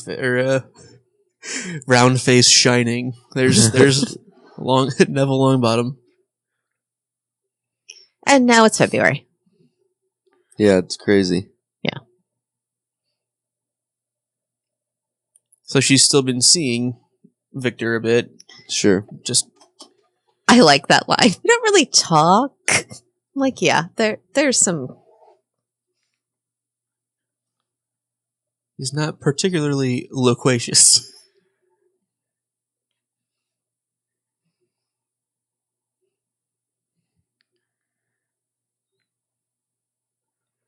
I like how he kind of calls her out for being a bit condescending. Like, on that. Like, you are trying to figure this out, right? What is that supposed to be? Like, she's right. Yeah. But he is acceptably offended. One thing we don't get in this movie at all is the idea that he is not, like, he's exempt from his classes and his only job is to be. He's not exempt from classes, just the end of year exams. Right. But I'm sorry, have we seen them go to class? They've been to one in this movie. Yeah. I just want to point that out. The movies in general. The first movie had more in terms of classes, and then we had more with, like, care magical creatures later. Well, and in book 2, we did some herbology stuff. We hadn't with Lockhart. I felt like he was more which were focused. very useful classes. Those were so good. Yeah. It's not a bad place for a bath. The way he says that right there, and like the way he acts right there, really, really reminds me of Eddie Redmayne as Newt Scamander a little bit. Sure. Such a Hufflepuff thing. Yeah. I think that's what it is. Mm-hmm. His Hufflepuff was showing. God, See, and to me, it's overly clever for how like it's like just say it. Simple it is. You know what I mean? Right. Because if a Slytherin tried to do it, it would come off as ominous. Yeah. If a Gryffindor tried to do it, it would come off as pompous. If a Ravenclaw came off, overcomplicated, there'd be too many words. Yeah. Right? Why say anything if you can't do it in 25? Right. Why say it in one? Would work. Why not use 25? You had a thought on the bath. Here's the thing. I think David Tennant falls into that category too. As a Ravenclaw? No, as the Hufflepuff. Like, even before this, like, I just equated him with Eddie Redmayne a lot in my brain. Okay. For the style of actors that they are. Mm-hmm. Although one is a lot sweeter than the other. But, like, Eddie Redmayne's like the soft and shiny version. And David Tennant's like the dark and twisty version. Yeah. But they're both they're similar. Yeah, they're great. Circling a blocked drain. Yeah. Oh, so there's a drop to someone's been making polyjuice potion or dumping so. Sure. Like he just keeps moving the bubbles. Yeah. What do you think of the tub and the faucets? I think they're cool. It's about how it was described, right? Like I think really excessive. In my head, the faucets were all around the edges of the pool, not one big thing in the middle. But I don't dislike this. And it fits really well with what we know about bathrooms from what we saw in book 2. Yeah. And in movie 2. Mm-hmm.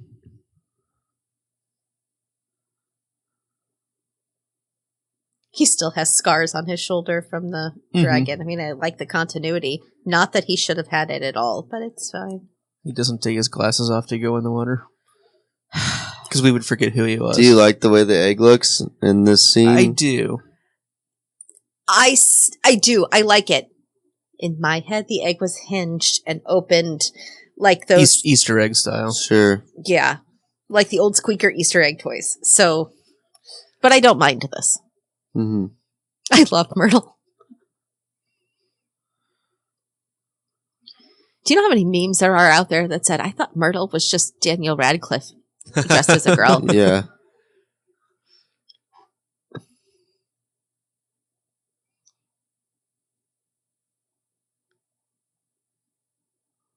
It's a little weird. Yeah. It's a little much.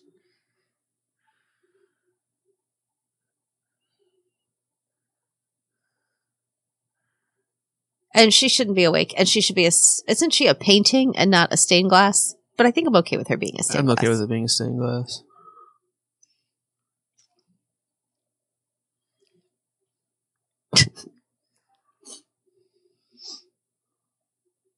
I like the library. Really potentially problematic.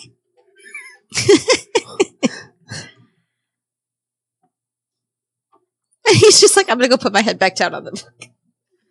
I like how the books are reshelving themselves. Just going on.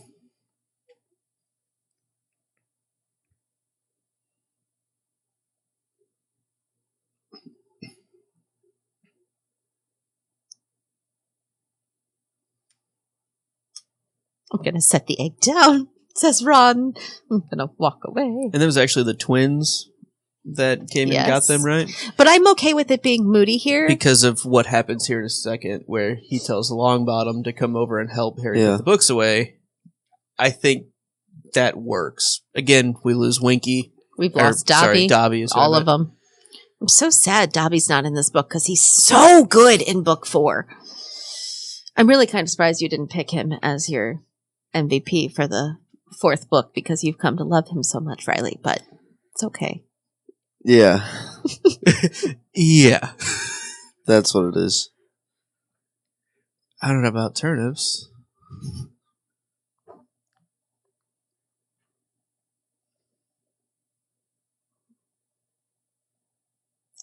What?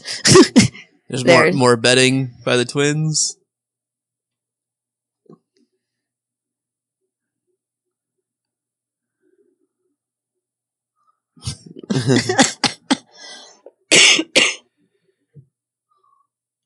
That looks gross, doesn't it? Mm-hmm. Mm-hmm. It's like kelp.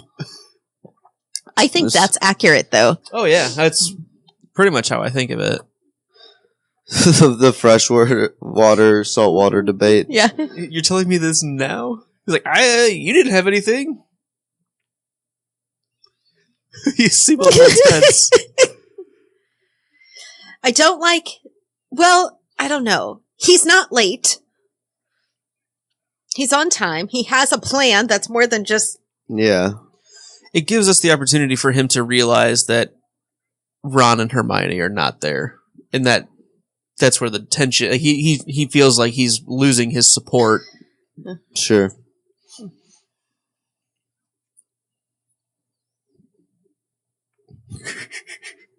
Moody helping him get swallow it down, hitting him in the back. How do you feel about the viewing stands? It's always been odd to me personally. I don't really know how I think of it, but that seems really odd to me. How about you? It's just not what happened in the book. Okay. Fine. I'm fine with the webbed hands. I'm fine with the elongated flipper feet. They look like... I'm fine with that. It's this. This is funny. That's funny. Oh my God, I've killed this. This right here. That. I just... Where he goes and flies out of the water. Because everybody then knows what he's doing. Yeah. I do really like his wand holster attached to his leg. Yeah, that's pretty smart. But yeah, but again, he has a a uniform or a competition suit. He didn't have that in the book because he didn't have time to prepare. Right.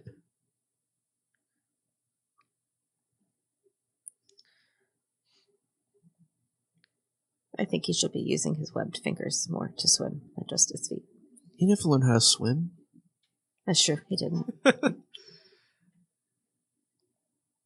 Here's the kelp forest. Does he run into any of the Grindylows? She does.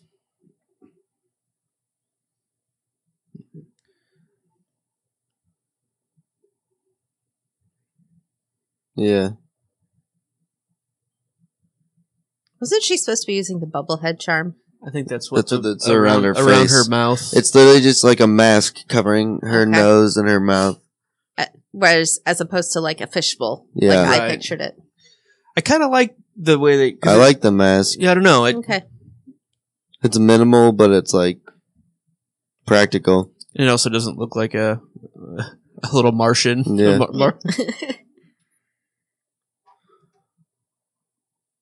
Ethereal singing continues in the distance. Is that what it said? Yes. And I read that word correctly, which is shocking. I'm proud of you. Thanks. I like the music. I do. I think they did a good job of vocalizing the poem.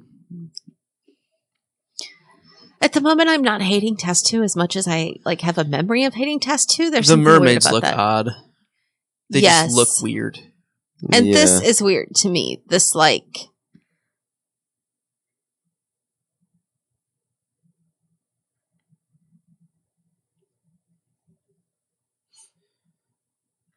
And he was the first one there, right? Oh, yeah.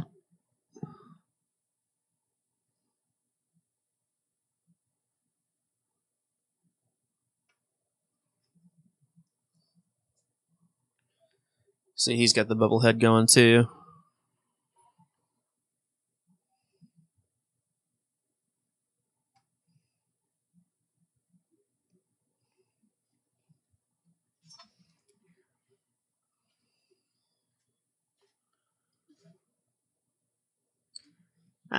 Yeah, I don't know about mermaids. But, see, they look cartoony. Yeah, the mermaids don't hold up well at all. Shark head. The shark head was definitely more effective with this type of chain than with the other chain in the book. What I don't understand. why you would turn your head into a shark and keep your feet as humans, because like you would not be able to swim with that weight. But I bet his thinking was just needs the gills. Yeah, that, and when it was announced in the book at the end how they each did, it was that it was incomplete. It was incomplete. Like he didn't do a complete transfiguration. So he lost points because of that. So the intention probably was. Sure.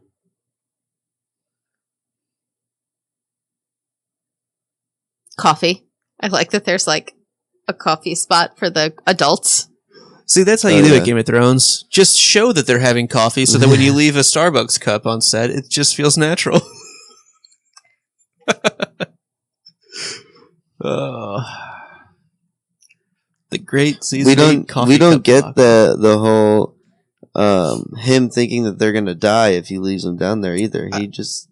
We just don't hear him saying Yeah. that, but I guess I think it's that's implied. what he's And this thinking. didn't happen in the book. No, he This just starts extra running attack out of I don't even know what These these are things the are. Grindylows. I think those are supposed to be the Grindylows. Grindylows are like Water demons. stick things. As we will soon find out in our next episode where we read Fantastic Beasts and where to find them. This same group right here, us three.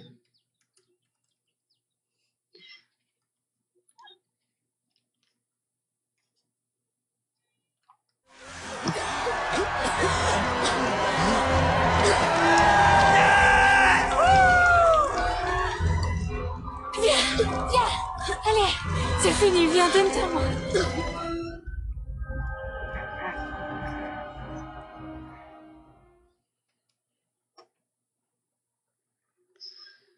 Grindylow, a horned pale green water demon. They were not green. They were like orange.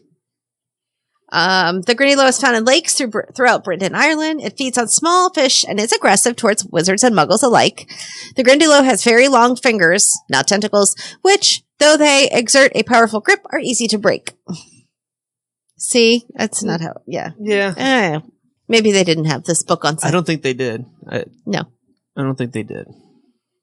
It was out. Ooh, she kisses him. He's like, great, stop touching me. You helped. Yeah. A bit. Oh, she's kissing Ron now, too. And she thinks nothing of it because, you know, she's French or whatever, but he's like, what just happened to me? Anybody notice any beetles? Nope. There was one earlier. In Hagrid's beard. Yeah. Yes.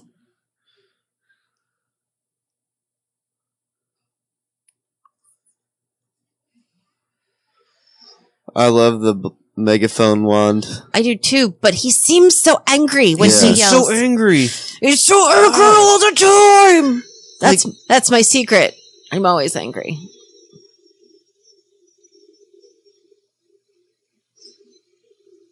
He's just so aggressive.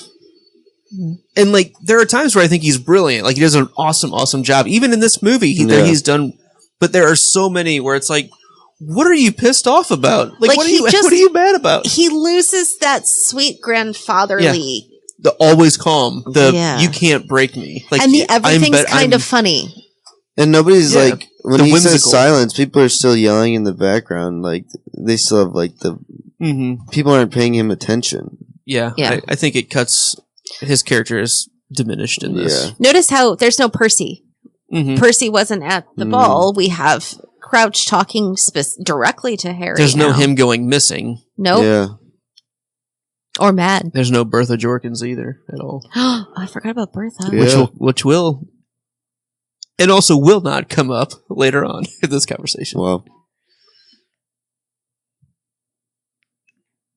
This is a interesting scene here. He says Bartemius.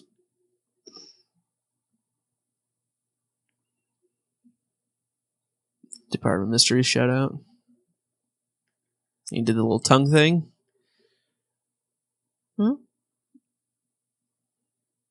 And he recognized He it? recognizes that.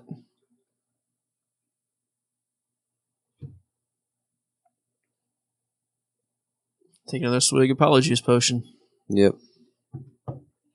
I think they did a good job of planting that in the movie. I remember being really annoyed by the tongue thing, but like, you have to do something visual. Yeah. I thought it was. I liked it. I think originally I didn't, but on rewatches, It makes sense. I like it. Okay, so why are we hanging out in the woods? Because they're walking back to Hagrid's hut. Maybe. They're just taking the forest fruit, and they see Crouch's hat. Because and the rest Harry of needs him a reason. to find Crouch's body. Okay, the random scar pangs are a little irksome to me. Oh, there's a dead body. Ow. Well, every time I have see a dead body, it doesn't give me a headache. Yeah, no, I agree with that. Found Mr. Crouch, bam, instantly in Dumbledore's office. So he died? Yep, Crouch is dead there. Wow, that's And they know. Way different, yeah, and they all know. As opposed to being disappeared. Mm-hmm. A true leader does what is right, not what others think. So they're really setting the tone for huge disagreements in what's going on politically with this.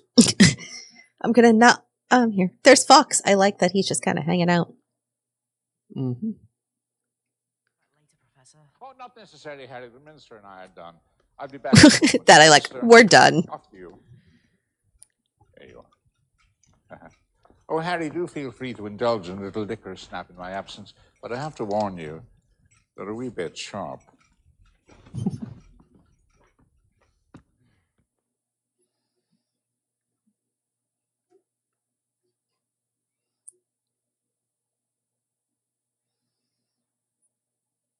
Does he eat a liquor snap? I'm like dying to know.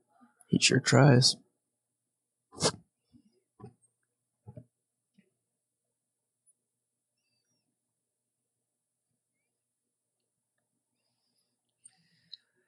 I think I'm okay with this change here. There's a reason, there's some commotion going on as to why the Pensy he notices opens. Yeah. Sure. And I feel like here's what it's not Michael Gambon. Yeah, Michael Gambon does well. He does mysterious leads really well. This was done really well. Like, have one, but be careful. Right there, sharp. Mm-hmm. You hear that sense of like, I need you to do this. It's like he knew leading you it along. was gonna. Yeah. That has a bit more of that puppet master feel to it. If you Yes. read Dumbledore that way, Which I like too. I just wish he had more of the whimsical sense. I don't like that at all. That transition into the pensive where he's falling and screaming and falls into place.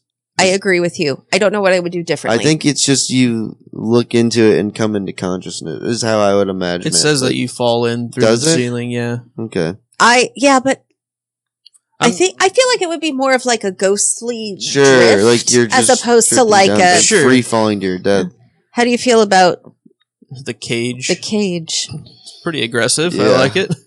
I think it sets the tone. Yeah. I like the arrows that are they're like ready to ready to go. And they're like or something. screwing him in to get him like closer to him. not sure why, 'cause magic. Yeah.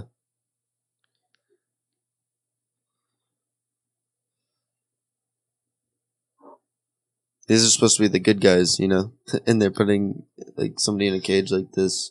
That's a really, really dangerous criminal, though. Yeah. But is it humane? I'm just saying.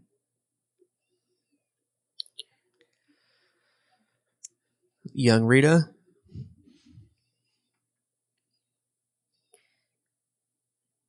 It makes sense that she's there because there's no Bagman for her to see the Bagman one. I like how they're showing his age by his beard's a little bit shorter and his teeth aren't nearly as rotten. Yeah.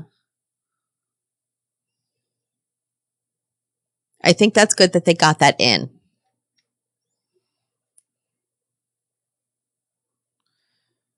But again, more angry, not matter of fact. Right. It's like he has. I don't know. There's like a chip on his shoulder for everything. Too much emotion behind it. Dumbledore doesn't show emotion. He's above that. Like it until we end up seeing it.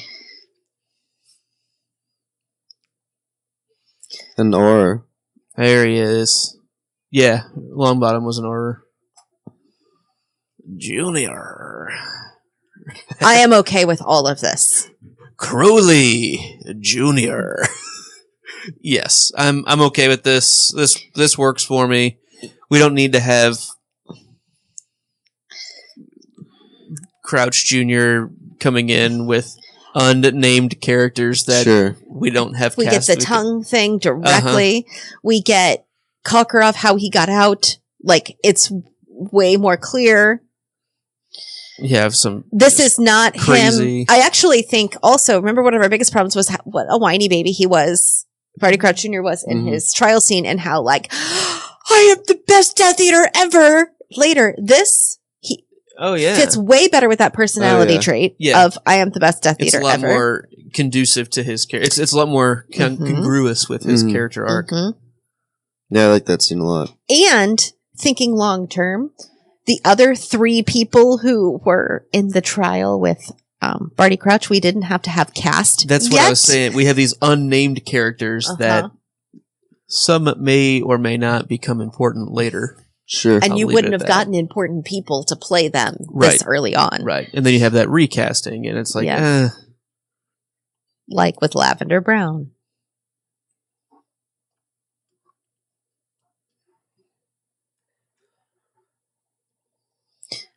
I missed it. Did Dumbledore seem angry that Harry was in there? No. Good. Okay. No, he pulls the curious, but we have to exercise a sense of caution. I like Dumbledore here. He's leveling with Harry a bit, and he's honest. Sure. Harry's telling him that he had seen Crouch Jr. before in a dream. Because he had never written serious about this dream. Right.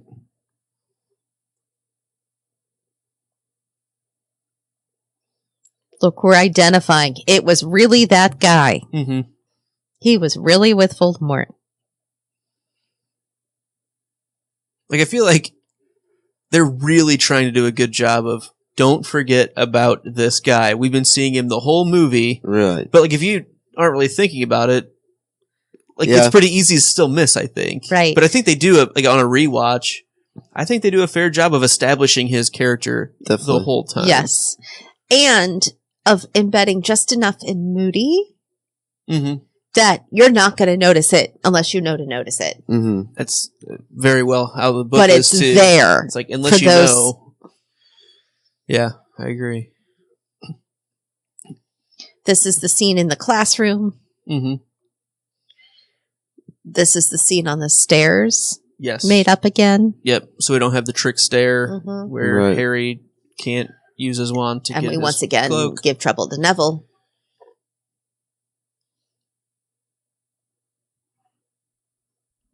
Ingenious. Yes, I'm very smart. Rather rare hair, Gilly-wig. Not something found in your everyday garden. Nor is this.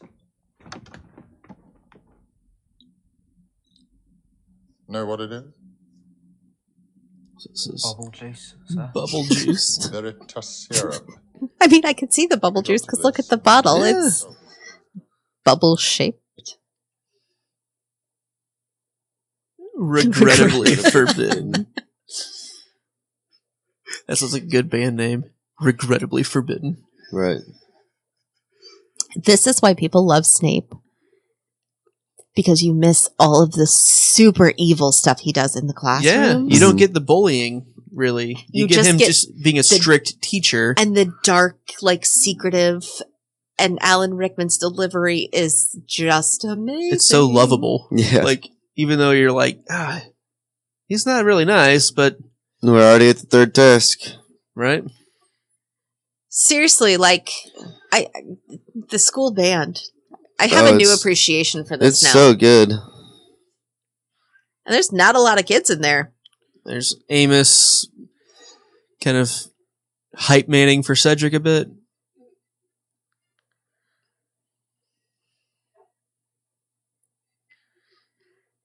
Nobody else has their parents there, though. Right, that's kind of weird. That Yeah, Harry either. Well, but I mean, you could have pulled Arthur in for this because he was already like brought in for the movie, right? But I think it's weird that Amos is there. Well, and I guess, I mean, Fleur has her little sister, but like their parents should be there. You could cast no names as like extras. What is Karkaroff? Karkaroff like stroking the back of Crumb's neck. He's so weird. He's so weird.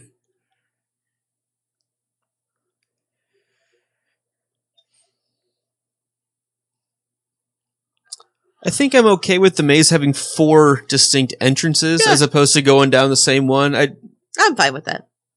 Unless, like, here's the thing though. Is there an advantage to one over the other ones at all? Do they have a patrol sign? That he said that they're going to patrol. So remember on the in the book, the patrol had like a big sign. He's so angry and so impatient. Just so bad. I think he maybe needs to take a mindfulness moment and breathe, before speaking to large groups of people. Yeah, be like Dumbledore. Channel your inner Dumbledore. For real. Champions, prepare yourselves.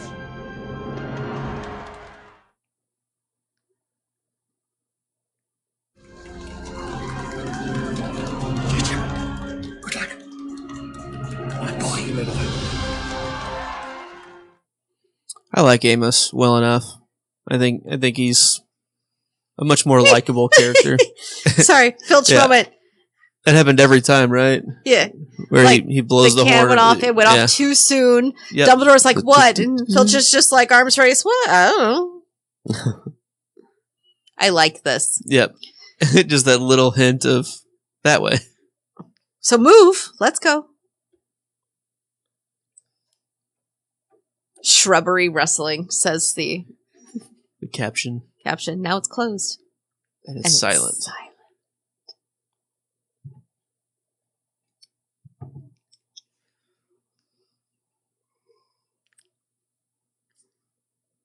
That is very panic-inducing. Oh, there's a claustrophobia aspect to that for sure. Even though it's like, this huge area, which I like the size of the maze. This looks difficult. Yeah. It's not just the size of the Quidditch pitch, right? Okay, but the Quidditch that's pitch a is huge large. Area. That was massive. It was more than 300 yards. Much, much, much more. I'm just saying, that's how long the Quidditch yard is. Quidditch. Yeah, this looks like 100 wide. No, more than 100. No, it might be 100. You're right. As Luke pulls out Quidditch to the Ages to reference the size. We do this often. Cedric running through. I've only got 2 versions of both of them sitting here at all times.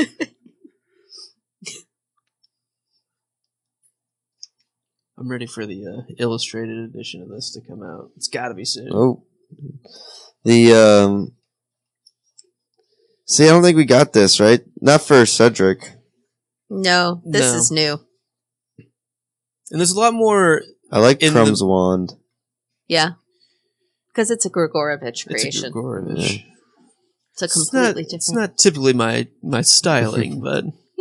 Reminds me of the Count Dooku lightsaber. Not your standard. Notice his eyes are whited over. Mm-hmm. Seriously, did none of you read ancient Greek mythologies? You put one hand on the wall and you just walk. Yeah. You never let your hand come off. Eventually you would get there, right? Mm-hmm. Pan's Labyrinth.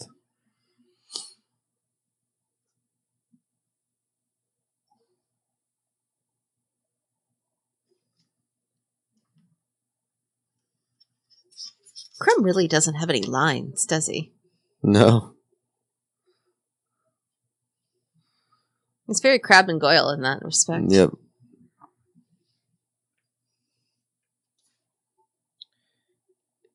$400 feet long. 400 feet? 400 feet long and 180 feet wide. It's not that big. It's only 100 feet longer than a football field.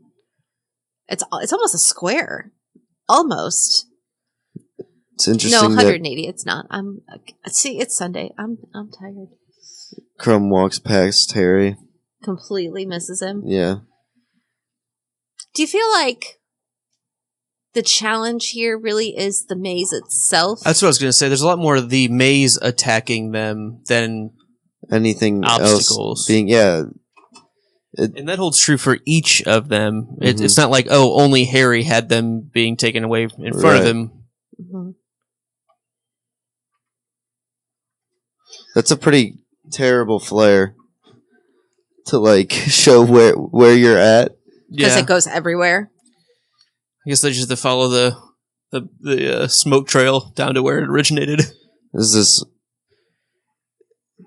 See, they keep doing this, it closes in on you thing instead of the interesting things that they had in the book. Mm-hmm. You right. know? And then he's just kind of already there. Right. There's no Sphinx. There's no... Well, it also closes off in front of him. I know. So, I don't know. I kind of like the aspect that, like, the maze changes while you're in it a bit. Yeah, I mean, I'm okay with that change. But they need to have... Where's my mist? Gold mist, the Sphinx. The spider. There's no Scroots throughout the whole movie. It's true.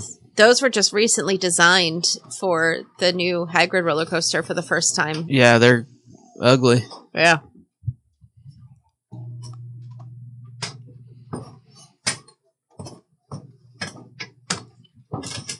I like that they're sort of on this race off between them and the weeds. Yeah. Mm-hmm. Mm-hmm. And the Cedric vines. gets stripped up. At this point, you know it's that instead of the spider, right? That's got to be Moody controlling it because it only grabbed Cedric. Probably. Don't you think?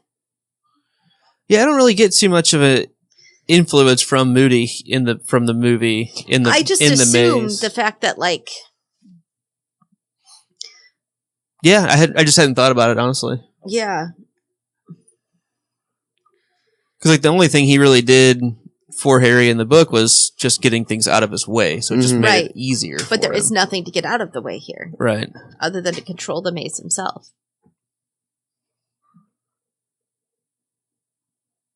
Man, I'm glad you spared me here. Well, aw, you had to use the word, didn't you? It took me a second, but I caught it. Branches crackling. Here we go.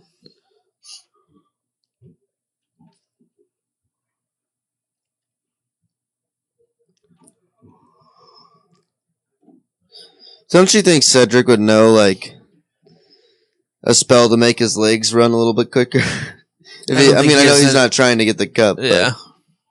They don't really hesitate much on the take it together. It's just, Harry, you take it together, like, instantly. There's no back and forth. Debate is gone. Which I think is okay. I'm fine with it. Here we are at the Angel of Death Cemetery. Little Hangleton. Which is never really named in the movie, I don't believe. Yeah, I don't think it was mentioned. Or written anywhere that I saw. I've been here before. It's a port key. Oh, is it? It's a port key, huh? I've been here before. In a dream.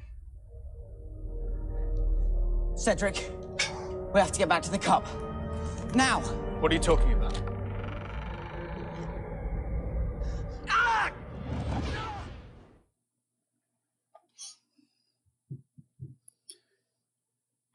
I missed it. What was, what's the second name? The mom's name. It's probably not Martha. It's Thomas Riddle, something in the middle, and then Tom Riddle, which would have been actually Voldemort's dad. Mm-hmm. But I've never looked to see what the middle name actually says. The opening scene, I think, would be a good place to see it. Right. Or right when Harry was just looking at it again here. But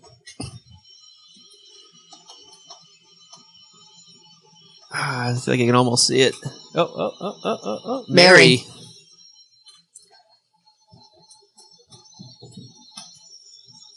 So, for trivia purposes, now we all know. Sure.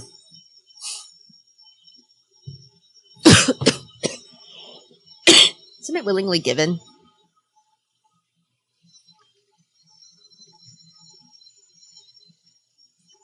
For the record, I was nodding my head yes. Yeah.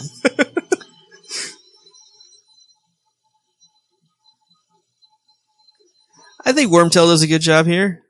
I do too. Yeah. Should be a little bit more pain with the hand being cut off, I think. But maybe he took something. A little pill to take the edge off ahead of time. Actually. I like that it sets it on fire. I kind of like that all burns away into the cauldron itself, like forms partially into part of him, almost.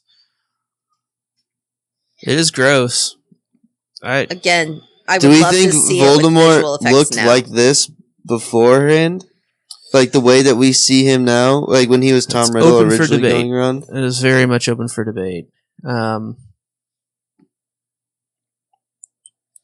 We'll have plenty more opportunity to talk about that in the book. Do you guys think this is how you imagined him looking? Not too far off. It's not far off. Sure. I mean, mine's definitely skewed. I think I would assume he probably had a nose. Like, see that? I don't know. I think that was one of his experiments that he goes through. You think? I do. This was one of the most brilliant pieces of casting. Ralph Fiennes. Rafe Fiennes. Isn't it Yes. spelled Ralph? Though? It is, but it's Rafe. And isn't it spelled Fiennes? Yes.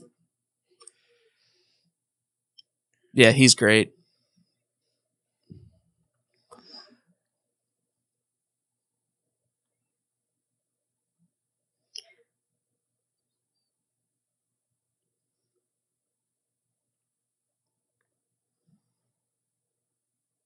I think that looks pretty good.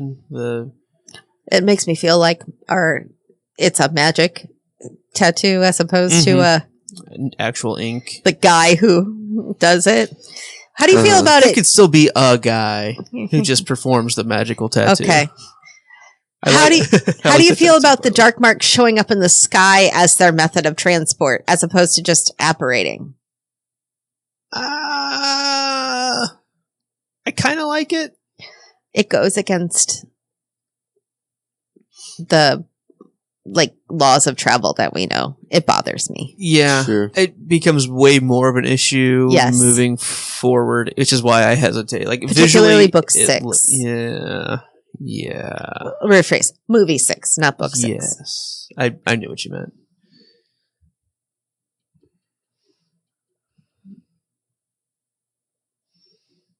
All 3 of those were named. There's a chick. Yeah, I saw that. 1, 2, 3, 4. 7.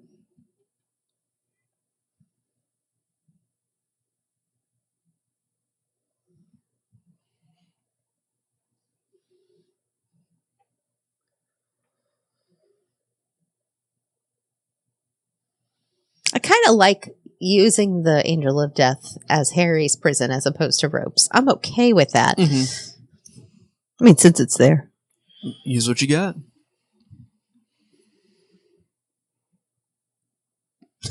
Wormtail. Me? I came back. But I found you.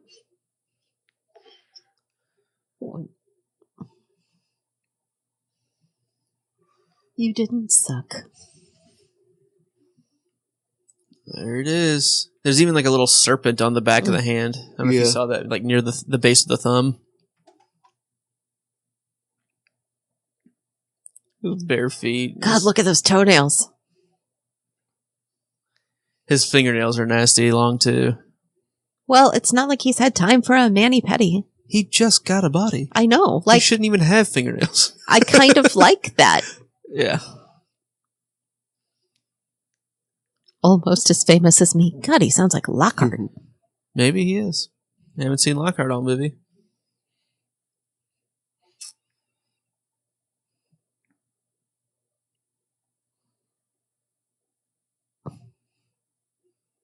Shall I monologue?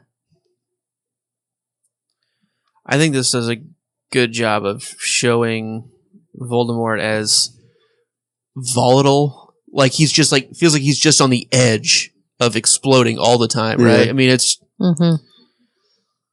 he has a presence of he controls with fear, and I think it's conveyed brilliantly by the actor. Yes. Yeah, I like this.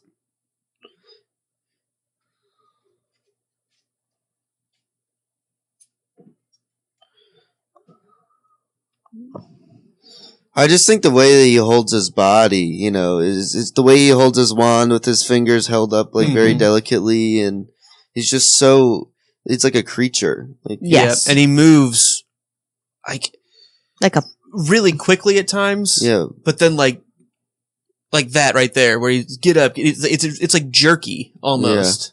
He's also maybe just getting used to his new body or whatever, but yeah. But it's like choreographed. Yeah, it's like everything is done with purpose. It's all intentional. It's all dramatized, but it doesn't feel like it's the actor. It's like the... That's how the character would move. I completely agree. There's the Cruciatus curse. Atta boy, Harry. Your parents would be proud. Especially your filthy muggle mother.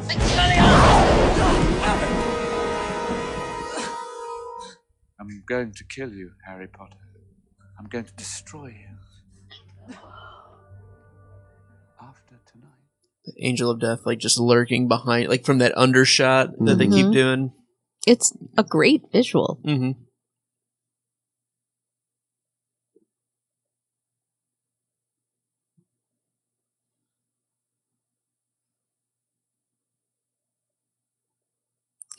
He's so perfect. And I obliged. It's interesting that he does magic with his hand sometimes. Mm-hmm. And that's it. Like, I don't know if we've seen any other people use just their hand to control. A little bit here and there. Yeah. In the movies, at least. Do you agree with that, though? That I think I'm okay with it being Voldemort doing it. Or Dumbledore. I was going to say that, too. Because they have the strongest command of their magic. Most people don't put that much study into it. And we'll get into it eventually, but yeah, the magic is internal, and the wand is just a focal point. It's just a way of focusing it. You can use other things. Mm-hmm. So we don't have the Phoenix song. Right. We don't have the... Not yet. Not yet. Which happened immediately in the book. As soon as they connected. It kind of all went together, yeah. There's the golden dome type thing. It looks more like a, was it a bunt cake? It looks like those cakes with the singer. Yeah, a bunt cake. Yeah. The golden bunt cake of doom. And the beads, the bead doesn't like go all the way to Voldemort's wand. It just kind of erupts from the center point. Well, that one kind of... Well, it's definitely closer to... And Frank Bryce. Yep. Because we skipped No, Bertha. definitely it's coming out of like right where his wand is. Okay.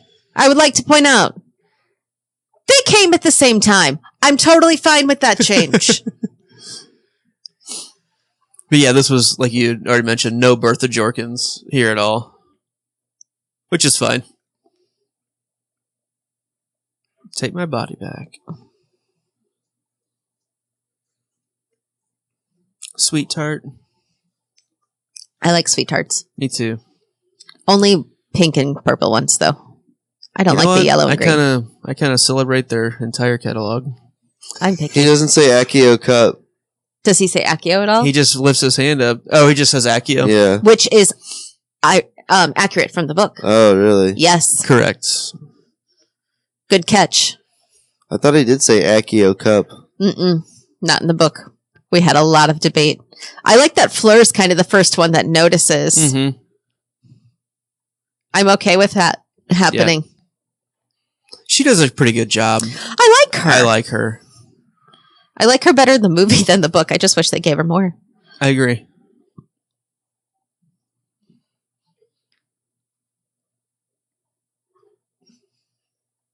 I'd like to point out, I feel like the movie's almost over. It's not. It's not. We've got 25 more minutes. If you there's a include long credits. There's a long credits on this Okay. one, particularly. It's at least 7 minutes, I think. Oh my gosh.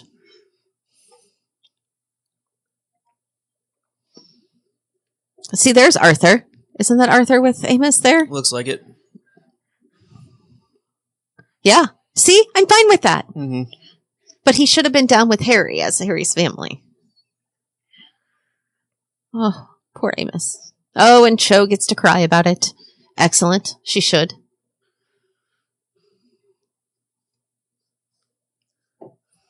Amos does a really good job here.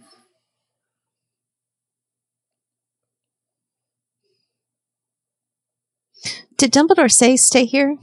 No, he Nope. didn't. Just for those of you who are wondering, Luke was shaking his head no. I also quietly said, nope. Eventually.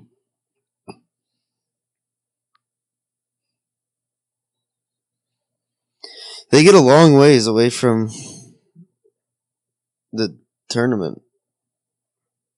Like that makes it feel like they walked a super far distance. Gotcha. For the distance that Moody took Harry away.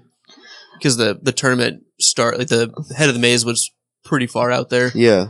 I mean, technically it was supposed to be on the Quidditch pitch, which isn't really close. Yeah. Theoretically. Mm-hmm. So it would be a walk. And then there is a bit of a conversation that happens before anybody else comes. So, I mean, that makes sense. Sure. For there to be time delay.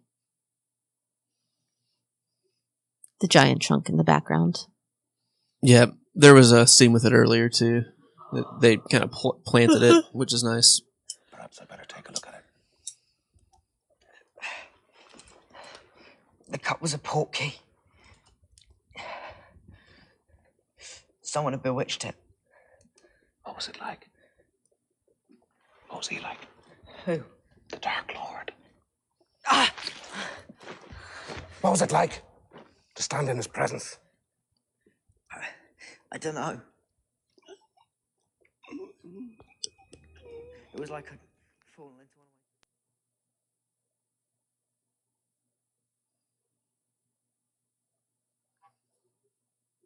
So we start seeing Moody trying to get some more pumpkin juice, polyjuice potion. Yep. And he's running low. He's And out. by that I mean he's out. And he's feeling the transformation happening.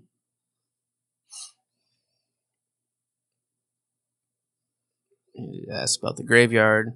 And Harry's like, I don't know if I said the word graveyard.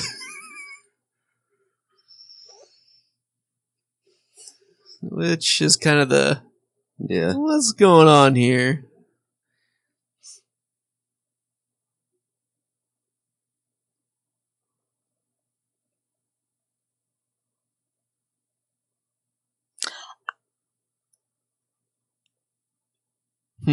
At first I thought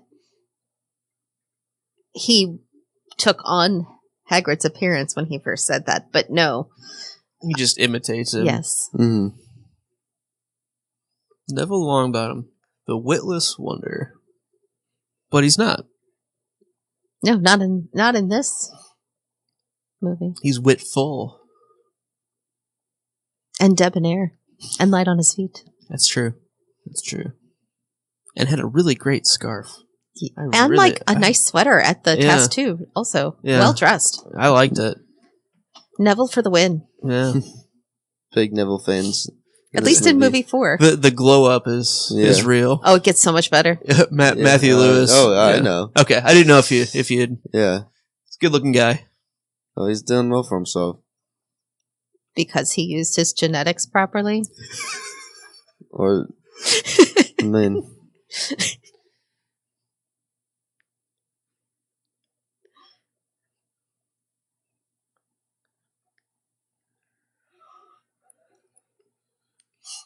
So we don't. Expelliarmus through the door. Yeah, which is what it was. Yeah. Well, at least it was. Use the keyhole.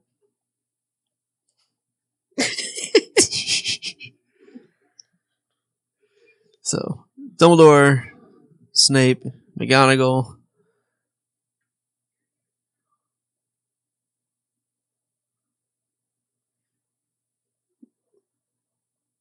Snape's the one that actually does the magic.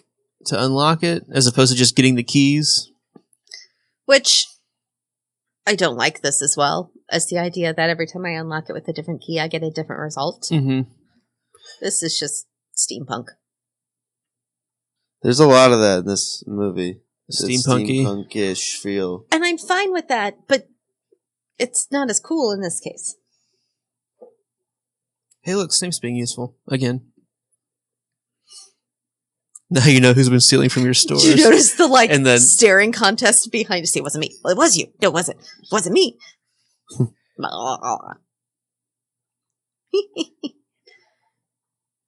I like how painful the transition is. Yeah.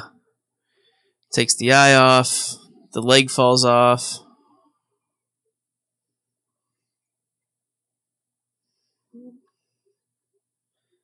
The hair shortens. There he is. Tongue and everything. Tongue and all. Junior. Don't call me Junior. That's your name.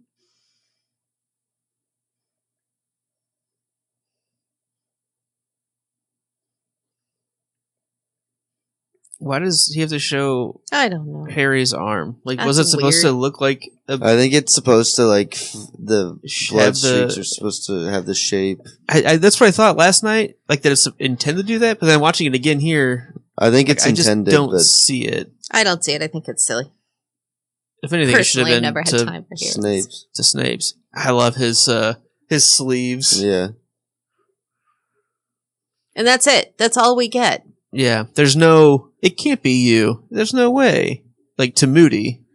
There's no, like, telling of the story. There's no fight with Fudge. There's no Yeah, there's no parting of the Dementor. ways. Right. Yeah, there's... You miss a lot. Yeah. It seems I can- quick. I can this see movie. why, especially if movie only, like, you wouldn't realize, like, even though he's been in the movie, Barty Crouch Jr., so often, like, probably 7 or 8 times, right? I'd say it was 4 or 5. They revisited a couple things, too. I'd say around the 6. How about that? Sure. Around 6. And it's just, you don't really get much of a resolution Mm-hmm. on it. See, Yeah. Cedric Diggory was murdered by Lord Voldemort. The Ministry of Magic does not wish me to tell you this. I'm actually completely Not okay to with do so, I think, Dumbledore's would be an anger insult to his memory. Yes. Yeah. applied here. Here, it's Here, fine. it makes sense. He's passionate. He's angry. It's like they filmed this scene first, and that just set he the just, tone like, for... kept him doing it.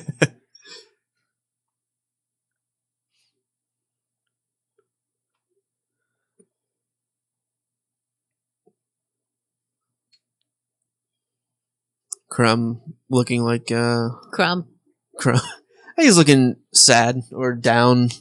Maybe feeling some guilt of whatever he remembers from that. Sure. If he remembers. I wonder if he does. Yeah, I don't know. I like the black hangings in the Great Hall Mhm. as opposed to the winner of the House Cup. Mm-hmm. I still want to know who should have won that year. It's probably Ravenclaw. They It stole was- it from them. Or Hufflepuff. It's got to be one of the two, right? Like, they wouldn't dare not to give Gryffindor Right. the House Cup if it was theirs. And then there's this weird conversation with Dumbledore and Harry. Yeah, in his room.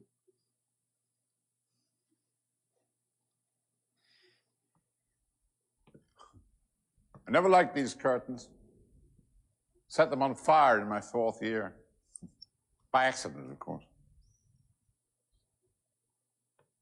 So, I guess he was a Gryffindor.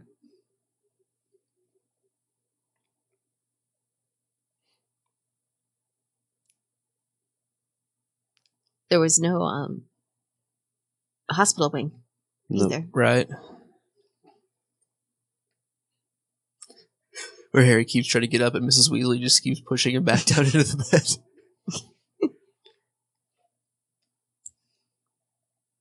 It's the first time we've heard that all movie. Mm-hmm. We didn't see the Harry didn't really lose his wand, and that wasn't the wand that conjured the dark mark Nope. earlier. So they didn't have the reverse exactly spell earlier. And I think it's weird that Barty Crouch Jr. was even at the Quidditch World Cup because he had already been with Voldemort prior to that. Well, I think that was partially him going out and maybe doing retcon to see what he can do. Research. Okay. I don't know. We don't get much context for his backstory at all. He's just kind of, I guess he got out of prison somehow. Yeah. And he's Right. just See, working that's for another Voldemort reason again. why I never thought he was that important, because they don't give you any backstory or Yeah. any resolution. He's just the guy that He's does just it. there. Yeah, I didn't You know? even think about the out of prison story. That isn't mentioned. Yeah, it's not touched on at all. By the way, there's been no Beetle. There was no Trelawney. There's no Trelawney at all in this movie, by the way. There's been no Beatles. There's some kisses from Fleur and Gabrielle for Ron. He's just breathing that one off. I really think she should have at least said, like, I'm trying to get a job here because, like, at least some context for later. Right.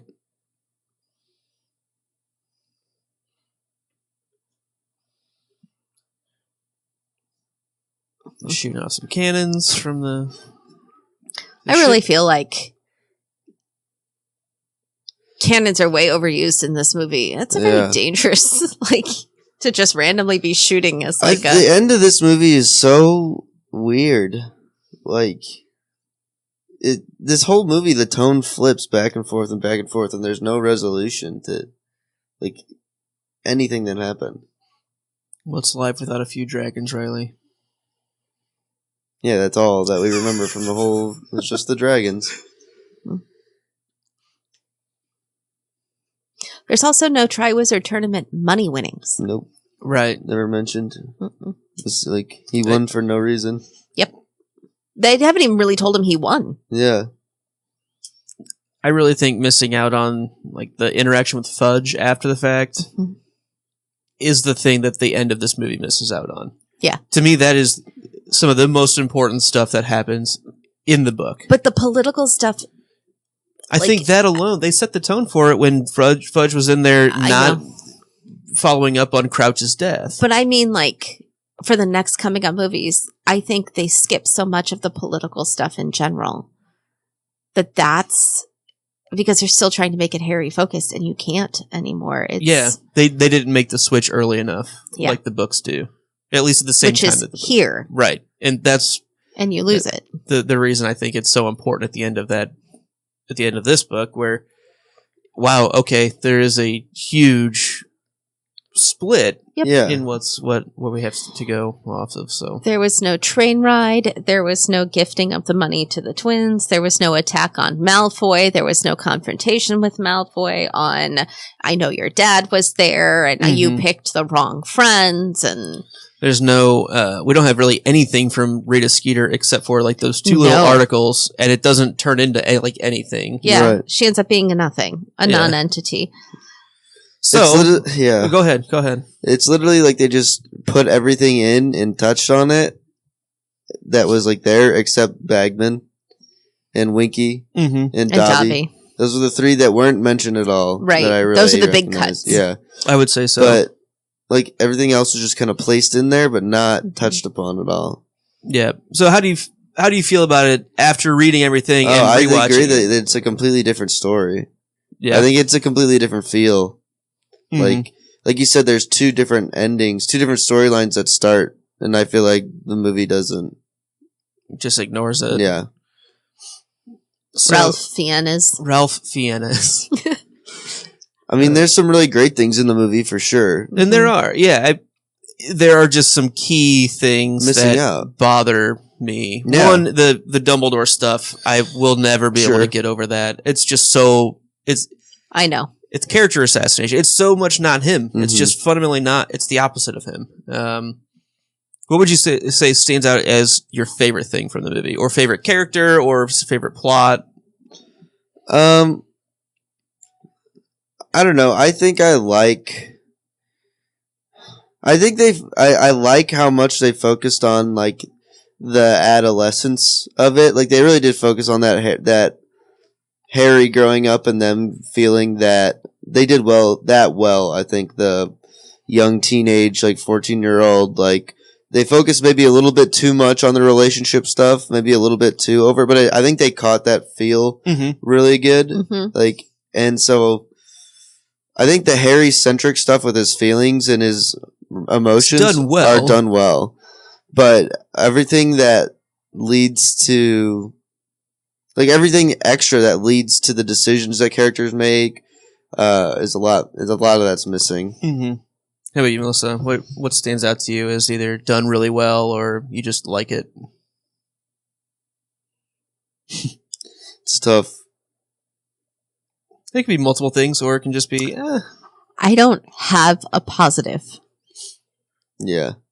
I don't. Everything from making the visiting schools single gendered to adding too much into the tasks and not enough, cutting Winky, cutting Dobby. Those are huge. I'm fine with no Ludo Bagman. I have no problem with that being gone. I really dislike losing the political aspect. I would say the standout, the positive standout, is Ralph Fiennes. Lord Voldemort is perfect. Sure. That return is done pretty well. So that is the highlight of the movie for me. Everybody else just needs haircuts. I wish that was longer. Yeah. That part, yes. Yeah. Like, if you're going to expand something, how about, like, it was so short. And it was like not nearly as powerful of a climax and a turning point in the series as we needed it to be. Because the movie already feels so long at that point, too. Yes. I mean, honestly, like, it feels like it's been going on, and it has. It feels like it's been going on for quite some time before we even get to that point. Right. Where it's like, I can see in whatever research they do ahead of time, it's like, okay, the movie feels long. We need to shorten this up. But, like, I think there are things that they could have clipped out earlier, like the dragon flight scene. Like, we talked... Visually cool, interesting, fine, whatever. It's unnecessary. It's not needed. I thought they did a good job at the pacing of Test 2. I think they did a good job of doing it. The graphics could have been better, but... Sorry, I'm going to throw it in there. Sirius Black is Gary Oldman. We only got Fireface. Like... We got him with a voiceover, too. But that's what I'm saying. I feel like you lose something when you don't include him at the end as the dog. You miss that completely. Right. There's a whole sense of family and like not having him, not having Molly, just that sense of like rallying around, and then the unity of like Sirius and Snape having to find a way to coexist. First, Yep, absolutely. First movie that the Dursleys are not in. Yep. I can't remember if this is the only one. They are definitely in the next one. Yes. They are. I don't know if they're in 6. I don't know if they're in 6. They are definitely in 7. They are in 6. But it's Dudley is. It's pretty quick, really right? short. Dudley is. In 5. Oh, is that 5? That's 5. Yeah. That's my favorite. But I'm just going to tell you now. Book 5, chapter 2. It is my end-all, be-all favorite chapter in the entire series. Good. It is the funniest of all the chapters. I'm going to give a shout out to Amos Diggory. Yes. Thought that was strong. That was an improvement. So movie Amos better than book Amos. The twins were good. Neville was Twins good. were great. Twins are always good. Moody, Barty Crouch Jr. Great. Both. Yes. Same. Awesome. Like, both actors were brilliant. But they don't play in enough to the whole, like, I don't know. I don't think they do enough. The actors are fantastic, but I feel like I missed out on the whole Barty Crouch Jr. thing because they don't put in enough into it to make you realize, like, even on a rewatch of the movie, I don't think I would have picked up on the idea that Barty Crouch was Moody the whole time. Reading it. Not without reading it. Yeah, so I'd agree with that. Here's something else that bothers me, and this is going to be total spoiler for the rest of the movies. Okay, because we're halfway through the movies. We had a character who spent the entire book and the entire movie as somebody else, right? Barty Crouch Jr. And it was Brendan Gleeson's voice who voiced Moody as the fake Moody. Sure. Right? As it continues throughout the rest of the movies, particularly in book 7's movies, whenever Polyjuice Potion is used, it continues to be the voice of the original person. So when Hermione is Bellatrix, it is... Or the 7 Potters. Right. It is Emma Watson's voice with Helena Bonham Carter's Sure. body, which has always bothered me in those movies because that is not how it is in the books. This movie they went off their own canon later on. In book 2, where they do Polyjuice Potion, it was Harry has Harry to and change Ron's his yes, voice. they his didn't voice. do it here. It should have been David Tennant speaking every single time. Yeah. And I like this way better. I like this way better because if you're physically changing into them, you're going to have their vocal cords. Like that's like may not have their speech pattern, but right, and that could come from the studying of talking to. But like the physical voice should be, and that has always bothered me about the movies and the books, because the books are in the book. Harry has to change his voice to sound more like Crabbe or Goyle. I think he has to change this also could be a more powerful. It's Harry's voice. Yes. It's I know if it's Harry's voice. It's like, potentially it would like be using those same vocal cords to be a deeper use of it. I don't know. Potentially, this is a more powerful Polyjuice Potion because it could be, or there could be some other magic going on too. I mean, it could be more than just Polyjuice Potion. It could be the Mission Impossible, just like the little tape across vocal cords to sound like that person. Come on, if Tom Cruise can do it, I'm just saying. So. Where would you rank this in the first 4 movies? Melissa, I'll let you go first. Book 2 movie was the best. So this is nowhere near as good as that. I love the 3rd book, so I have like a natural affinity to that movie. I would rate it's about as same as book 1. Like it's interesting. So you have a 2, 3. 2, 3, and then like a tie. Probably 1 is 4. better than this one, just because like that sucks you into the world. The story is kind of crap, but at least the visual part. Except this doesn't do nearly as many of the big sweeping as I hated from the first movie. It's got a couple things that are similar though. It does, but because it's longer and there's more plot, it's harder. It's easier to ignore some of those. Riley, how about you? I'm struggling. I think 3 movie is still number 1 for me. I think it would go 3 then 2. And then I really can't. I don't know which one I think is better in terms of 4 or 1. Like I think there's some parts of 1 that stand out so much, like the chess scene and the tasks essentially that they go through in that movie. But there's also a lot of stuff that I hate in the first book. I'd probably put this one over it just because I liked it so much growing up. But after reading it, not even just because of like the perspectives of your guys, I really have noticed a lot that I think it doesn't add to the story, doesn't like do enough for the story at all. So probably this one before 1, but so you have close. A 3, 2, 4, 1. Yeah. How about you? 2's the only good one. So no, two is an out, and people don't like it because it feels so long, but it's because it's so accurate to the book. That's why I love it so much. Yes. I don't love this movie. I have loved 3 less lately. But you have a history of liking 3. I have a history of liking 3. Me too. I have a well-known... You have no relationship with movie 4 and have never had a relationship with this movie other than just complete disdain. Oh, this movie's actually growing on me a bit. Like I said, I'm able to kind of mature a little bit with it. And there are some things it does really well. But in general, this should have been 2 movies to do the things that it needed to do, to tell the story that the book is actually about. And it's more than just the Harry stuff, which they do, like Riley said, I think they do a pretty solid job of hitting those points and selling that tone.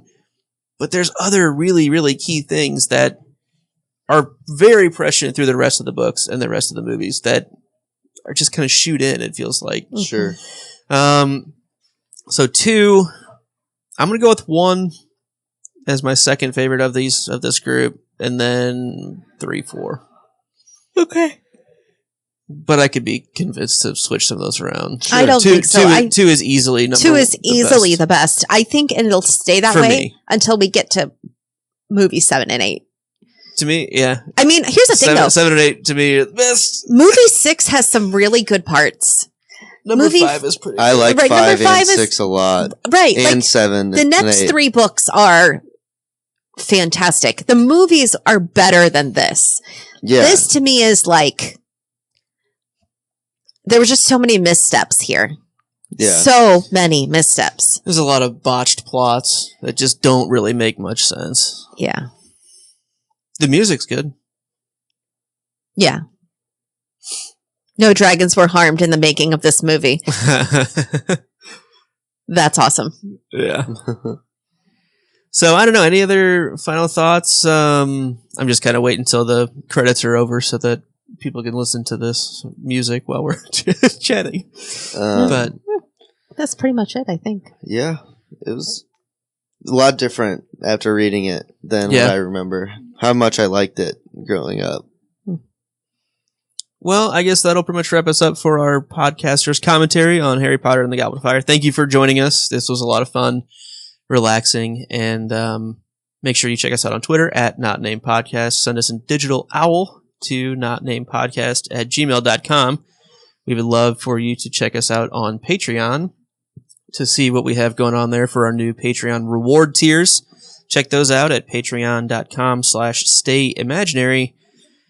And yeah, we'll see you in a couple of weeks for Harry Potter's Fantastic Beasts and Where to Find Them, the original, what's it called? Because they were written, these books were written for comic relief. And so we're reading the original paperback version. Riley's going to be joining us for that. We'll be doing Quidditch Through the Ages shortly after. So a lot of fun, a little bit of a break between books because we're going as they were released. So we'll see you then. And until next time, stay imaginary. Thanks.